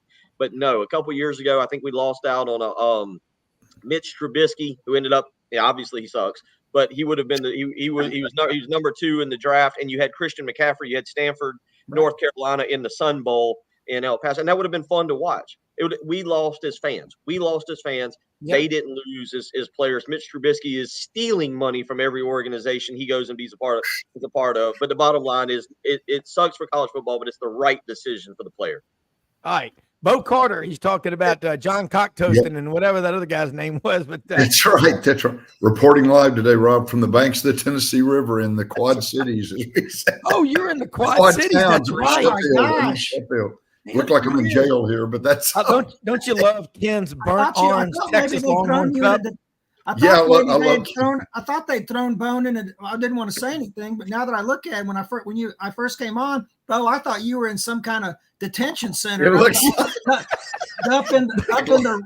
the Red River somewhere. Now the glass is 4 inches. Well, it looks like an edition of the first 48. We're gonna have to put some subtitles underneath there. It really does. Okay, Bo, answer your question from William the intern. That was a great one from William. Will. I love what Will said. Good. William, great call. I will agree with Will. It's good. It is good for the players. One thing that messes up even more, as you got gentlemen know, is the transfer portal. You got people leaving other schools. I don't, technically, and then what Monday's signing day, or no, Wednesday, the 20th is signing day to complicate things even further. What happens if, like Chadwell Grace McCall at Coastal Carolina transferring over, you've got people taking off, and to complicate it even further. But Will, I agree to, and Gunter and Will both. It's a good deal for the players. I can understand. I can't remember the Notre Dame linebacker that tore his leg up and missed a whole year, with the Dallas Cowboys, and then later got cut, hurt in the bowl game, and that's a worst case scenario. But I love the bowls. I'm like y'all. You got Jacksonville State and James Madison playing their first ever bowls coming up, so the fans are just really pumped up about it. It's a reward for the players, and they have a good time. All right. Ken Caps. Ken, can you get that camera up a little bit so we can see you're the only guy that I know with a mounted. There we go, the mounted Longhorn. I love that. Does he have a name? I remember where I told you I got that from. A steakhouse here in Dallas was going out of business, and so I used to eat there all the time.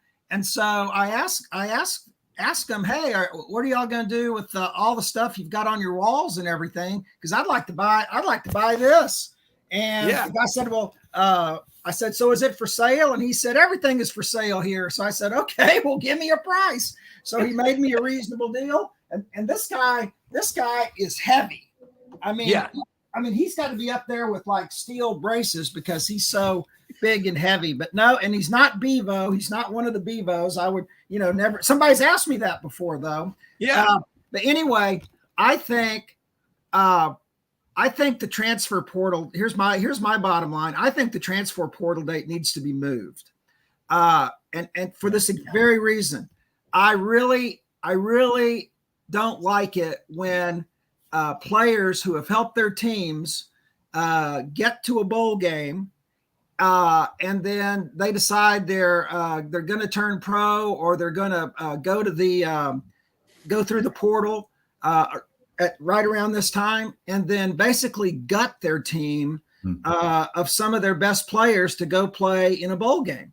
And it definitely takes a lot out of it for the fans, because you want to see these big stars play against another, big time program. And, this happened last year with Texas and Washington. I think it's very interesting, that the rematch is coming up here in a couple of weeks.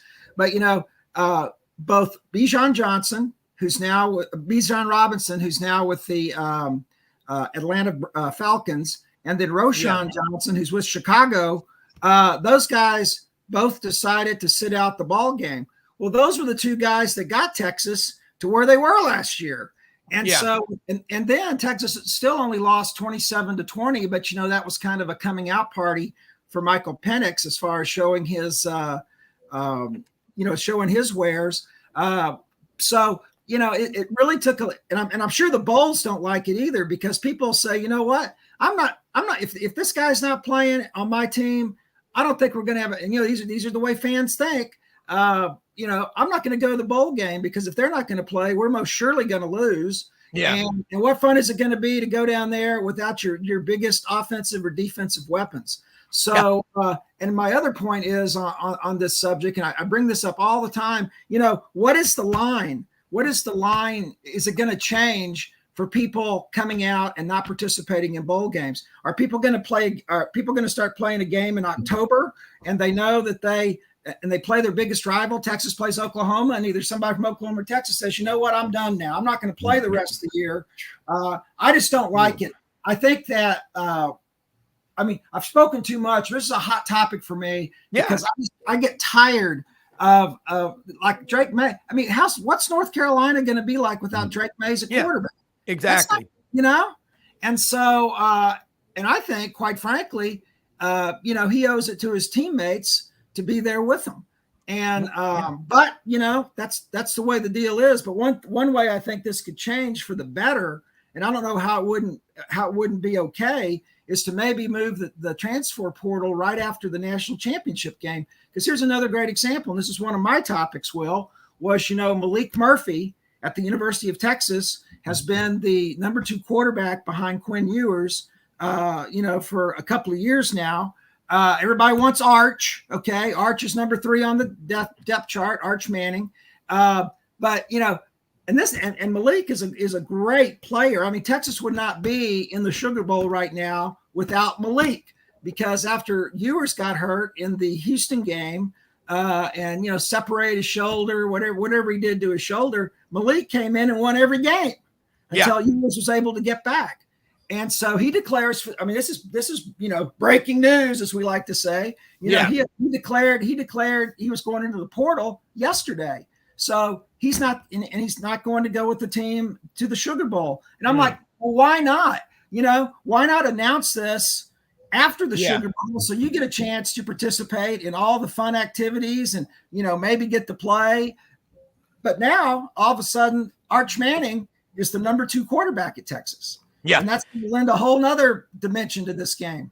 Yeah. Will Gunter, you had something to jump in on that. And that great stuff. And William, I don't want to steal. Hopefully I'm not stealing your segment here, but no, you're good. I will flip this away. I will flip this around. If I'm a college football coach, and not every scenario is the same, but we went through this with South Carolina just the last few weeks. South Carolina didn't get bowl eligible, but we started having this discussion. If I am Mac Browne, or if I'd have been Shane Beamer, I would love this, because I get an exhibition game to try out my quarterback for next year. If Drake May played that game, that's awesome. You're right. We as fans lose. But if I'm Mac Browne, I love that. We talked about this at South Carolina with Spencer Rattler, because there is a true freshman that everybody's expecting to start next year, Lenora Sellers, who people are hyping up beyond belief. This kid has no chance to succeed because we've hyped him up so much. He can do anything. If he throws an interception next year, they're going to want to run him off the field. But I take this because you get the chance. If I'm a coach, I like this, because I get the chance to test some players out in a game situation before spring practice to find out what they can do. I do think it's an interesting discussion for you, William, to ask, do coaches like this, as long as the rules are in place, to try guys out? Because you're right about Drake May. We lose, but North Carolina gets the chance to have a quarterback tryout this month and then find out with an actual real live game. And I think that's good for colleges. Yeah. William, jump in here with your next. I just wanted to agree with that, because last year when Hendon Hooker went down, Joe Milton had the chance to go in the Orange Bowl and compete and obviously got the starting job this year. And people after that game were talking about early next season whether he could potentially be a dark horse Heisman candidate. It didn't turn out that way, but he basically got the starting job over Nico, the freshman, obviously just because of how well he played in that game. Yeah. Topic number 2 here on the McLaughlin Group. Halliday. By the way, Ken, Bo Carter, several people have texted me and said, I'll be glad to help Bo with the bail bond there at the Florence, Alabama Detention Center. What are they? Did you have a bologna sandwich and some damn water? Anyway, go ahead, William. Okay, the second topic for you guys is the rough crowd. With the SEC scheduling coming out, was it a few days ago or a few nights ago or something? Wednesday. Yeah, Wednesday night. I watched that, and I saw with a bunch of non-conference games coming up, they mentioned some of them with Georgia versus Clemson, Alabama versus Wisconsin. Is it the CFP next year for the rankings? Are they going to focus in on the non-conference games as much as like the NCAA tournament does for basketball? Do y'all think, or is it going to be much of the same? Will Gunter at LP's Par and Grill, Lexington, South Carolina. Enjoying that Bloody Mary. It's about time to have a second one after some of this debate. Be all good and tanked up at 10 o'clock in the morning. I remember those days. Yeah. It's a legitimate question. Here's my honest answer. That's our assumption. I learned a lot the last 3 weeks. One quarterback now defines your season. I don't care if you go undefeated. It doesn't matter. Power 5 conference, you go undefeated. It doesn't matter. If your quarterback's out or if your best player's out, you're not good enough. I'm sorry. That's the way it is. No, it's the way it is. Being undefeated doesn't matter anymore. So apparently, since we're not being undefeated doesn't matter, losses don't matter. Who'd you lose to? I'm going to be under the assumption, and it should be, if you want my opinion, it should be strength of schedule. You shouldn't play 3 cupcakes, play your conference, and get a chance to advance. I think whether you play 1 or 2 non-conference games, right? Remember this: we don't have a uniform conference schedule right now. What is it? The Big Ten is playing 9. The SEC sticking with 8. I think the SEC's got 9. I think the Big 12 is sticking with 9 next year. And the Pac-12 is playing a 1-game conference schedule, I believe. It's 1 game. I'm under the impression that your non-conference has to matter, and that's what they have to look at when you decide on the what is it going to be the 7 other teams there to fill out the 12-team playoff. Yeah. All right, let's go to Bo Carter. Bo, I think you get 3 minutes at the detention center for your call. So let's go. That's right. This is about one phone call. One phone call. But no. Well, Will has great points. Texas, Michigan this year. The one thing I really love, and Ken, this is one thing I think A&M was mostly to blame. Unfortunately, you know the whole story. But Texas and Texas A&M didn't play for 12 years when they switched. But Georgia and South Carolina State, even back in the SEC, Georgia and Clemson, Florida State, Florida, Miami. You've got your really traditional hardline rivalries. Plus, and I agree too. I think the SEC is going to have 5 or 6 teams in the 12-team configuration. There's no doubt about that. The way they've set this thing up. I know that they've got the 5-7 or the 6-6 rule, however that works. Right. But William, I agree. I think they're going to look at some of the non-conference games, and the Mississippi State Eastern Kentucky game is going to be thrown out probably early, along with the Vanderbilt Norfolk State or whoever they're playing. I think. And Ken, don't forget the big Vandy Texas matchup. First time in 96 years that these two. Me and you are going to go. And Ken's going to go back to Nashville. Me and you are going to Nashville for that. We will. I think it's the week after my 50th homecoming, Ken. So I've got to figure that out. I may just stay there all week. Idiot savant update that only I can remember.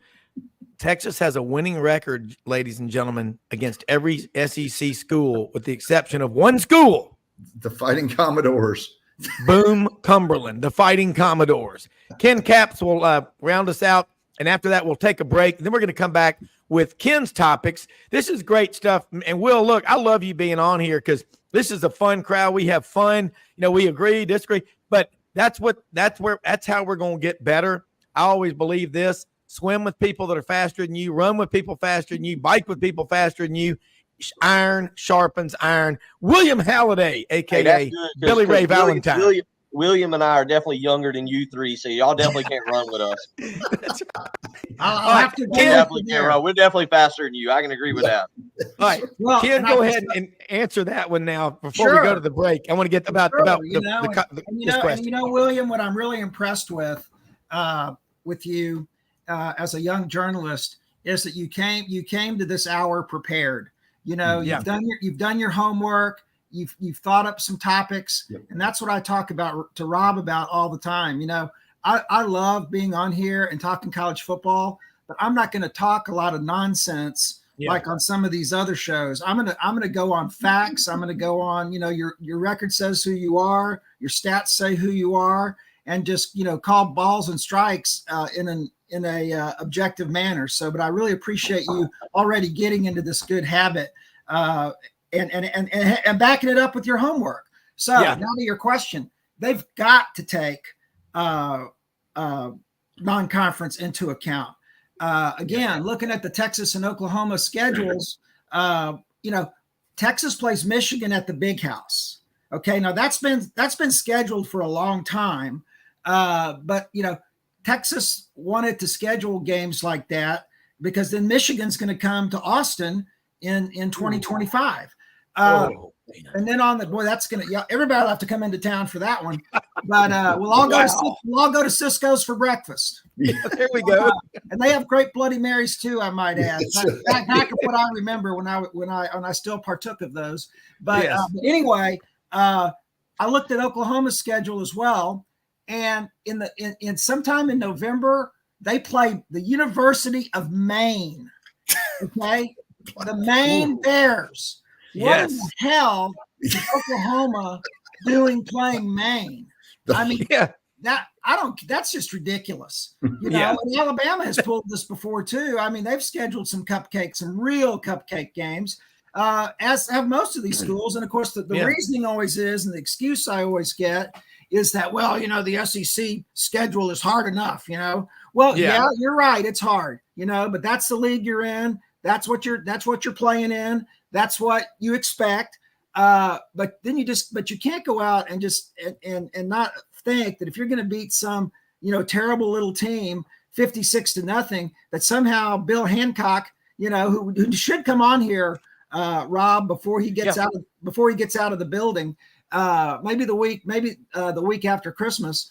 But they've got to take that into account. I mean, when the week after Jimbo Fisher was fired at A&M, A&M is playing Abilene Christian College, ACC, in College Station. What? That's a CBS game. Yeah, that's Clubbing baby seals. Exactly. That's exactly what it is. And so it may pad your win and loss record. But does it do anything to enhance your bowl position? I don't think it should. And if you play Michigan, if you have the guts to play Michigan or somebody else, that's of an equal or better caliber than your team, and you beat them, I think that helps you immensely. So, I mean, people keep talking about it. Texas beating Alabama in Tuscaloosa this year. What was the signature game? Now, Texas and Alabama have had that set up for years. Okay. But I mean, that's a hell of a non-conference game. Texas won it, and now they're in the CFP. So that's my thoughts. Yeah. All right. Let's do this. We're going to take a break. I want to say something about one of our sponsors, the Vitamin Shop. Nigel's British calls it the Vitamin Shop. The Vitamin Shop, 5338 Goodman Road in South Haven, Mississippi. Justin Ross and his partner. I've known Justin a long time. Go to mass with him at St. Louis Catholic Church in Memphis. Y'all all know him. The Vitamin Shop is open Monday through Saturday, 9:30 a.m. to 8 p.m. Sundays, 10:30 a.m. to 7 p.m. They've got health and nutrition specialists there to get you the supplements, the vitamins, the probiotics. Take care of your body. You only get one, okay? So the Vitamin Shop, they're also opening up a location, should be opening up early March down in Oxford, Mississippi. That's 2 syllables, folks. We'll take this quick break. Love this roundtable. We got Will Gunter. Folks, follow him, man. 107.5 The Game in Columbia. And all over South Carolina every day. Bo Carter, National Football Foundation, Ken Capps, Football Writers Association of America, and William Billy Ray Valentine Halliday, a sophomore at 6 foot, 183 pounds in the left corner. The Auburn Plainsman, one of the oldest student newspapers in America. Editor Emeritus David Housel has launched a lot of great careers down there. We'll be right back for the final segment on this Roundtable Sports Writers Friday.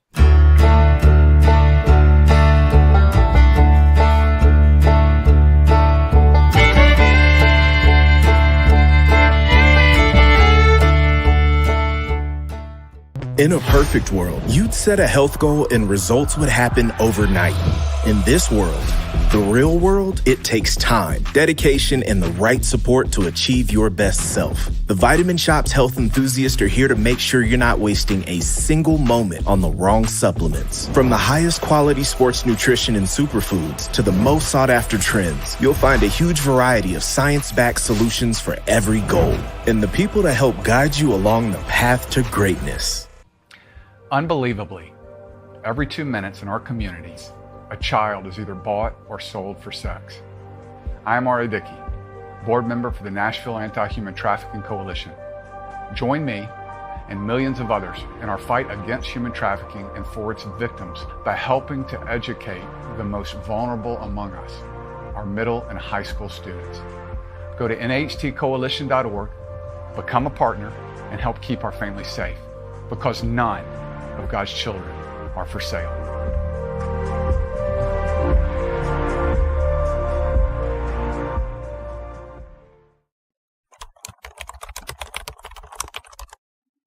Curve everything else. Win, win, win, win. These ops ain't lit. Mommy. Win, win, win, win.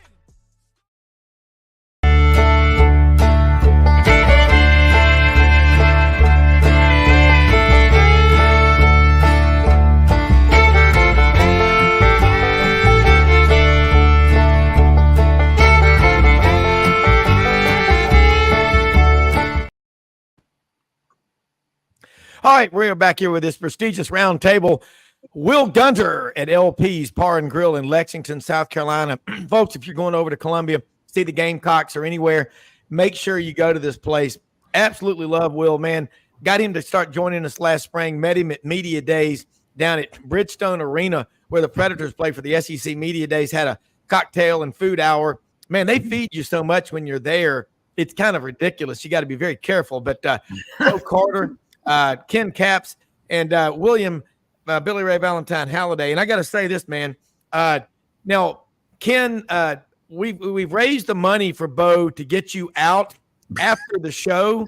So you got to keep your responses to under 3 minutes. I found out you get 2 calls, so we'll just kind of make this thing work. But Ken, you got a great list of topics, and I know William had one more we're going to get to. But Ken, with Longhorn Lonnie in the background, let's get into your topics, because I love having this roundtable discussion. I call this the Fridays Sports Writers Roundtable, and I'm going to tell you something. Will's probably been up since about 4 o'clock this morning doing a show before he comes on here with us. So to all of y'all, William is home for the Christmas break from college.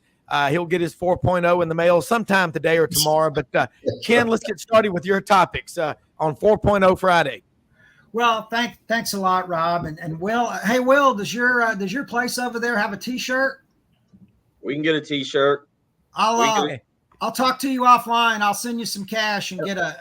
I love having T-shirts from places like yours. I got one at the Red Hammer in Tuscaloosa this year, and man, that's a cool place. Okay, but anyway, I'll say this. If you like Jägermeister, we just had one of the regulars walk in who's ready to buy shots for the whole group. So I don't know how to get it.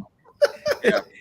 Good. 10:38 in the morning. You gotta love it. Only there in the Mississippi Delta. Bowl season. That's right. Well, look, I just wanted to go over real quick the Texas and Oklahoma schedules that are, so to see who they're playing in the SEC, because I thought our listeners and our viewers might be interested. Now I've got Oklahoma up here. Now the first thing that's interesting is they play their first 4 games are at home. So they play Temple, the University of Houston, Tulane, and then Tennessee, all at home. Then on September the 28th, they go play at Auburn. Of course, October the 12th, Texas versus OU in Dallas. And here's your game, October 19th, Oklahoma versus South Carolina. And that's also in Norman. They then play Ole Miss. And then here comes the powerhouse on November the 2nd, the Maine Bears. Okay, but then I do give them credit that they finish out pretty hairy with Missouri at Columbia. They play Alabama at home, and then they play LSU they play Alabama in Norman. Is what they're home, and then they play LSU on the road to finish the season. So all but the Temple. I mean, the Temple. Okay, that's fine. They're a cupcake, but at least they'll show some competition. Maine, I don't think so. So.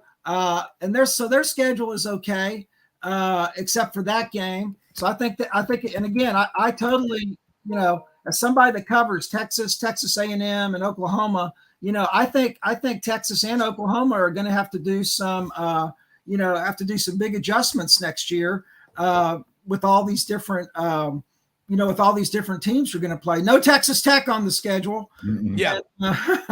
So anyway, so here's the Texas. So Texas's home schedule has Georgia, Florida, Kentucky, and Mississippi State, and then away, Arkansas. Of course, that's going to be restoring that game is going to be big. That's Texas's one of permanent rivals. Texas A&M away. And then, of course, Bo's Vanderbilt in Nashville. And so, I mean, they play University, they play UTSA as well. So I think, I don't see either one of those teams going 11-1 next year through that schedule. It's just my initial thought.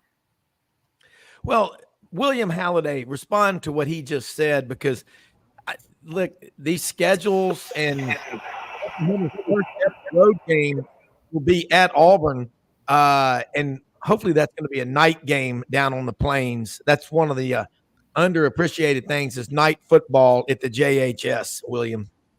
Wait, which game are we talking about? I'm sorry, you cut out for a second. Auburn. That's going to be coming up this season. That's their first ever road game as a member of the SEC. This is Oklahoma we're talking about? Or Texas. Or Texas. We're talking about their schedules. Oh, okay. Yeah. It'll be fun for sure getting to play against Oklahoma and Texas maybe in the future as well. It would also be fun because I got some buddies at Texas from camp. We'll get to go see them maybe for a game or something. But yeah, I think it'd be fun. Just bringing in new schools. It's fun always bringing in a new fan base and being able to root against them and go at them on social media and all the stuff like that. So that'll be fun for sure. Now, just do me a favor, William, and don't start this. Don't do that. There will be a lot of that. Yeah. All right. Will Gunter, who will be the lead vehicle driver in a nude Shriners parade in downtown Lexington today at 3:00 in between bowl games. But Will, what about it? I mean, y'all got Clemson as a permanent rival, and Clemson being down is 10-2 or 8-4. Look, what about Texas and OU and these new schedules? I mean, do you like it, or you like things the way they were? Along the kind of what Ken was saying. No, I mean, I love what we're doing here. I mean, I really do. I'm a big fan of Texas and Oklahoma. I might be in the minority a little bit on this. I'm excited about seeing Texas and Oklahoma in basketball in 2024. Oh, God, yeah. I'm really excited about that. There's a kid from right here in my hometown, probably 15 minutes from where I'm sitting, Cam Scott, who's going to play at Texas next year and is a really good player. And Oklahoma, I've always enjoyed their program. There's another actually player from Lexington when I was younger back in the 90s that went, Tim Heskett, who went and played at Oklahoma and was a guy that I looked up to, played at my high school, was a few years ahead of me. So, but going back, let's look at these schedules real quick as y'all were bringing up.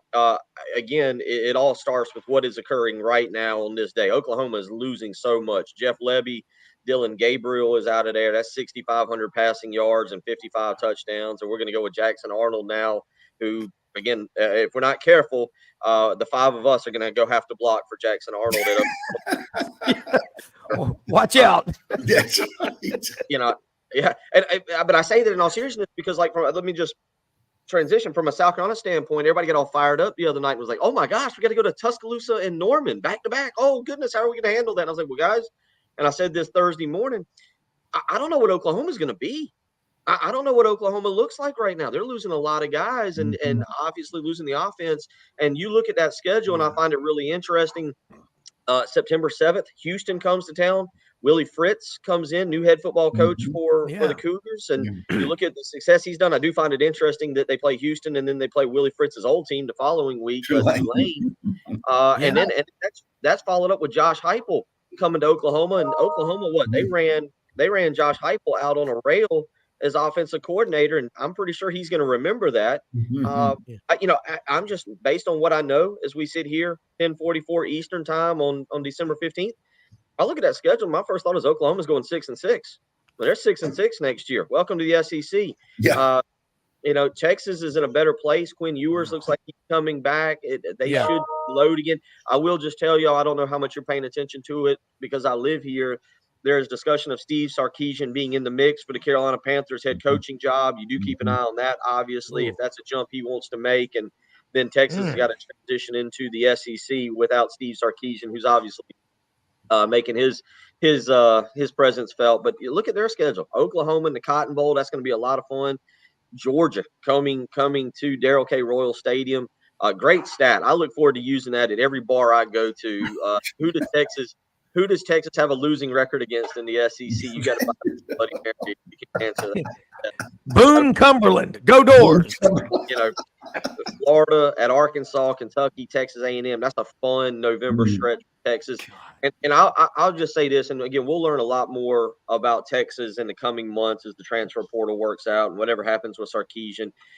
That end of schedule is what SEC fans brag about, right? Yeah. Like, oh yeah, you can go beat one team. Yeah, you can beat two teams. Let me see you do it week in, week out. We'll find out at that point because that's what SEC fans brag about. Florida, in Austin, at Arkansas against Sam Pittman, probably trying to save his job. Kentucky, who's always physical, and then Texas A&M. That's a schedule that SEC fans brag about when they talk about can you do it week in, week out, because that's great, man. You play Texas Tech, then go play TCU, then go play Kansas State. A little bit different when you get those four to wrap up your end of season. When you've been beaten up for 8 weeks, now you got to play those 4 games. That's what everybody brags about. We'll find out how Texas handles it. Yeah, Bo Carter. I agree with Will. I remember the comedian Nate Bargatze a couple of weeks ago on game day said Oklahoma's going to be the new Vanderbilt of the SEC, which I don't think he's wrong. Coach Riley, the former, who bolted quickly to Southern Cal when he heard that Oklahoma was joining the SEC. I don't think he wanted to. The man from Muleshoe, Texas, didn't want to face those kind of games every week. So it's going to be very interesting. And Ken pointed out too, it's not going to be a cakewalk for Texas at all because the SEC is so physical. The Big 12 is more really passing, high scoring, or for the most part, it's it varies from year to year. Kansas State's done a little differently, but it's more of the up in the air, long pass, air raid type thing. And the SEC is going to be in your face, bang it down. Kentucky, teams like South Carolina they'll play physical football with you too. So it's going to be a whole new world for these two teams. It is. And look, let me throw something. You talk about the way they play offense in the Big 12. In the last 12 years, Texas has been A&M's been able to say, "Hey, come to the SEC." Now Texas can say, "Come to Texas and play in the SEC." And also the great interior defensive linemen that are in Texas, a lot of them, and Sweat just won the Outland Trophy, so he's pretty good, and he also caught a touchdown pass in a game. So anyway, in the Big 12 championship against Oklahoma State. Keep this in mind. All these great interior defensive linemen and over 400 kids a year from the state of Texas signed Division I scholarships. Those defensive linemen on the inside that were leaving the Big 12 schools are now going to start staying at home. And you're going to start seeing Oklahoma and Texas have some badass defensive lines. Ken Capps, your next question. This is great stuff. Bo, looks like they're going to let you out at 11. So anyway, go ahead, Ken. Yeah, I think the automatic doors unlock. That's right. And I'm sure your lovely wife is sitting out there waiting to pick you up and drive you out to get breakfast at Waffle House or something. Right. Bull from Night Court will be there for you. Yeah. The only thing, as a college football traditionalist and growing up in the state of Texas, The only thing I was disappointed with both the Texas and Texas A&M schedules was that they were A&M said, okay, well, if we're going to play Texas again, they're going to have to come up and play us first. Okay, that's fine. However, they scheduled the game on the Saturday after Thanksgiving. Mhm. And that game needs to be either on Thursday, like it was for so many years on Thanksgiving Day, or at least on Friday. And I'm sure that with the Egg Bowl going on Thanksgiving night, the SEC doesn't want to mess with that. I totally understand that.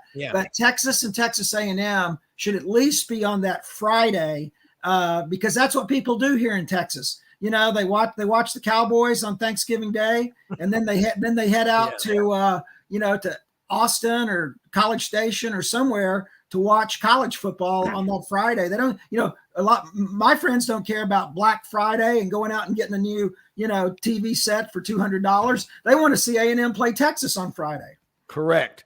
I totally agree with that.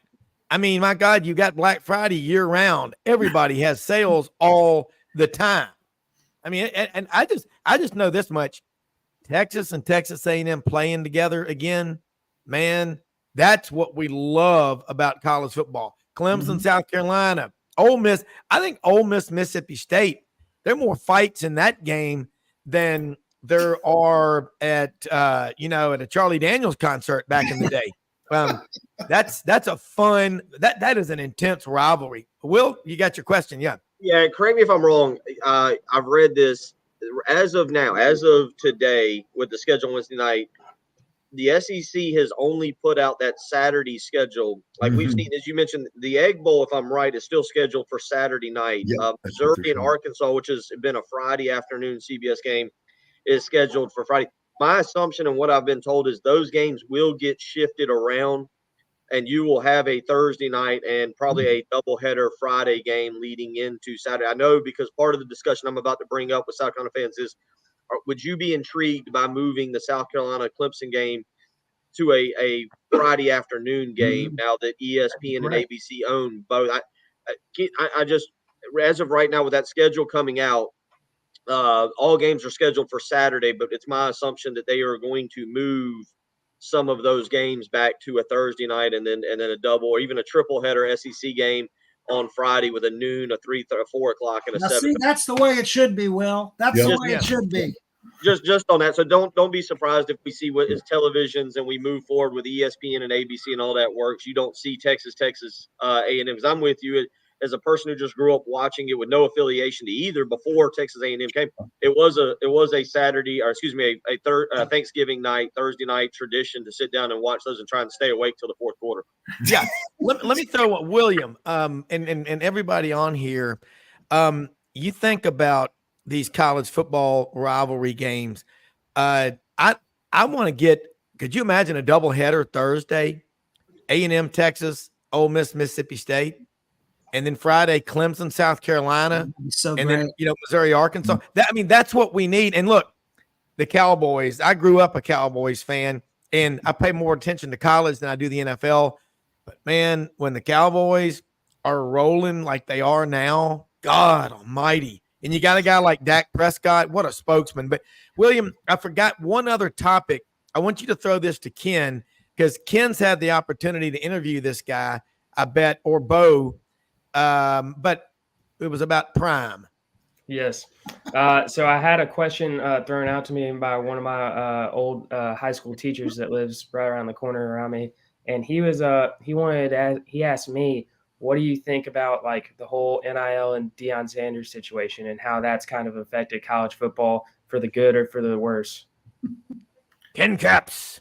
Well, I mean, I was, back to being surprised about things. I remember when TCU played Colorado, first game of the season here, way back in September, and Colorado just rolled TCU, and then rolled the 2 or 3 more games. Everybody was putting Deion as the next coach of the Cowboys. They were putting him, his son as the next Heisman Trophy winner.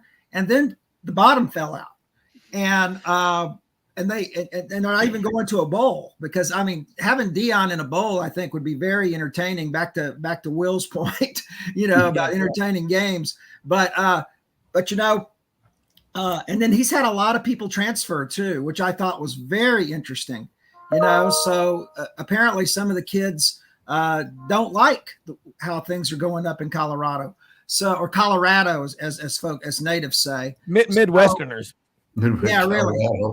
Colorado. Yeah, I learned that. I learned that taking my daughter on a ski trip a couple of years ago. It's Colorado, as they like to say. So I think Dion. Well, I like the way he was outspoken about things. I did think that all of us journalists sitting around the table, that he was very rude to and condescending to many journalists out there. He got in trouble for calling a female reporter sweetheart or something like that. And so in my opinion, the jury is still out. I think this was a learning year for him. I'm sure that, there's going to be more NIL money coming his way for his players. So he's another one that, again, expectations at the beginning of the season when they clobbered TCU, people were putting them as the, as the eventual national championship. Now they're not even going to a bowl. Yeah. Well, and I'll throw this one at all of y'all. The coach at Northwestern, after Pat Fitzgerald in 19 years was fired for hazing. I don't know what hazing is in today's world. You make a kid do 5-minute planks or something and he whines and goes to HR. I mean, I don't know. I don't know what it is. I know one thing. Pat Fitzgerald's the winningest coach at Northwestern. And I'm going to tell you something. Ask my kids what I'm like. I mean, I'm actually getting a text from one of them who's going to present to an NFL Hall of Fame quarterback today in a business meeting. I said, Just be yourself. They can't take that away from you. Isn't that what they told? What was that in Trading Places? They said, just be yourself, William Ray Valentine. But anyway, I want to throw this at all of y'all. And I like this. South Carolina women's basketball, number 1 in the nation, 9-0. Will they win the championship this year? Caroline Baker thinks so. By the way, Will, she's one of our members of the club, her dad, and she hunts with us a lot. One of the absolute best shots. I've seen her nail ducks at 60-plus yards and fold them like a napkin. Unbelievable. But, all of y'all, why wasn't the coach at Northwestern put out there on a pedestal for a team that went, 1-11 last year and won 7 games this year? I think we missed that one. But Dion did get a lot of eyes. We all stayed up till 2 in the morning, many nights, watching Pac-12 football. And Will, look, I don't know what y'all are watching, but whatever you're watching, it's going to be, awesome today at LP's Par and Grill in Lexington, South Carolina. But I love this discussion. I'm telling you, man, I'm on my second cup of coffee. But, yeah, and by the way, anybody wants to jump in discussion, just raise your hand like in class. Trust me. If I didn't raise my hand and I blurted an answer out my freshman year, Coach Reed would come over there, pick you up by your hair out of your desk, and you wouldn't do that again. Go ahead, Will. LJ. Pretend it's like large Jaeger shots. LJ's. LJ's. Little Jim's, but it's LJ's large Jaeger shots, but it actually stands for Little Jim's. Two, let me just give a shout out because I see this about the women's basketball team. Let me give a shout out. They're good. The women's basketball team is good. The South Carolina dance team is better. 3-time national champions, back to back to back. We love our women here. We love the basketball team, but give a lot of love. I got a great friend. His daughter cheers from Emmy Staten. Absolute best there. So, hey, we're good at football. We're okay at basketball. We're phenomenal at dance. And they put on a show at every home football game. So I'll give them a shout out too. But back to your point, Northwestern, man, that was shocking, huh? Because that game against Rutgers to start the season was about as ugly as football. That was not the way to start football season. You watch that game and thought, I'll just turn it off until 2024. And then as far as Dion goes, man, we love hate. That's love hate television. You're staying up to watch to pull against Dion or to pull for him. You're either getting drunk and going on Amazon and buying a Colorado We Coming shirt, and I have seen more of those than I need to see. Or you're pulling against Colorado. College football needs a Deion Sanders. In a day and age where it's becoming hard to to understand and relate to players. Back to Williams' point about kids leaving and transferring and building relationships. This was the downfall of college basketball in the 2000s. The one and done. You couldn't relate to a player. You could not hate a Christian Laettner like you could in the 80s and the 90s. Deion Sanders is great for college football because you might hate him, but you know what? You're going to sit up till 2 a.m. and you're going to watch him play Colorado State, and you're going to root against Deion, or you're going to pull for him and be like, I love that guy's bravado. I love him. He's awesome. I wouldn't mind a few more in a season where it was coaches going wild, with Ryan Day going after Louis Holtz, with Shane Beamer going after the fan base. It was coaches going wild this year. Yeah, I mean, I think of what's another video, girls going wild and the coaches going wild. Yeah, but no, I think William set up there. I think Williams. We put William asleep. I hope no, but William made a point on the show. We're gonna go a few minutes long here. I apologize, but William said it on the show a few weeks ago.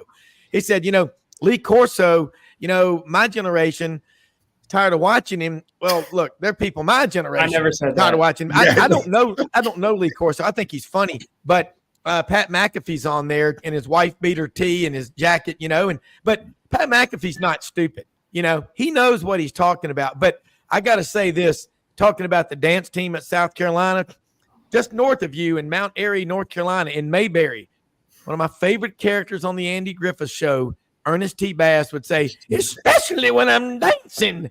That would be the especially when I'm dancing. Remember, he went to the dancing and the etiquette class, and he fooled Andy Griffith. No, Andy Griffith. Remember, he fooled the lady over there, Mrs. Rayburn. Have color. Yeah, and so he fooled her, and she goes, "Yeah, Andy, you've been lying to me. That man over there, he's from Back Bay, Boston. He's a Brahmin." He's like, "Ernest T." He goes, "Excuse me, I'm sorry. The BS meter is going off the charts." But anyway, we got to wrap it up. Awesome. Thank you all so much, every one of you, for taking time. Starting, William, Ken, Bo. Bo, you're getting out here in just a minute. I hear him coming down the hall. Billy Ray Valentine on the 5th floor, cell C. That's me. Okay. But Will Gunter at LJ's Bar and Grill in Lexington, South Carolina. What an awesome place to be. But all of y'all, man, this is what it's all about. Free speech, exercising the First Amendment. And man, I learned so much because I go back and review all these shows. And I got it. Have we named the Longhorn, Ken? Can we do that now? No, we've never named him. We'll have to get some advice from the audience on that, I think. Audience participation. Sidelines the Longhorn. Sideloins. But anyway, hey, look, all of y'all, we'll let people go around the thing, let people know how they can follow you, and then Bo, and then Ken, and we'll tag out William is at Auburn Plainsman online. You should subscribe to it, William Halliday, but we'll let them how they can keep up with you. Yeah, please just follow on Twitter or X or whatever we're calling it today. I have no clue. It changes daily, but at Will, WIL, Gunter, GUNTER is how you can do it. I'm sure I'm on Instagram, but I have no clue what that is. And then you can always download our app, 107.5 The Game. Go to your app store on your iPhone. You can listen to us 6 a.m., 9 a.m. Eastern time. Whether you're living in Austin or in Nashville or in Memphis or in Auburn, you can listen to us. We'll talk Carolina football. We spent some time this morning discussing bench cut start. Rudolph, the Grinch, or Frosty the Snowman. So that's kind of, we cut up early morning radio, but I appreciate you always having me on. At Will, 1L, WIL, Gunter, GUNTER, and always appreciate it. A lot of fun this morning. Hey, we got to do this lineup again. This was fun. Bo Carter, let them know how they can reach you at a place other than the lockup. Sheffield at Bo Carter 52 on X, the Texas Sports Daily, or sportspagedfw.com. All right, and Ken Capps. Okay, well, my Twitter is at Texas Six-Man Ken, and that's in honor of six-man football here in the great state of Texas. Love it. Or you can follow me at FWAA.com.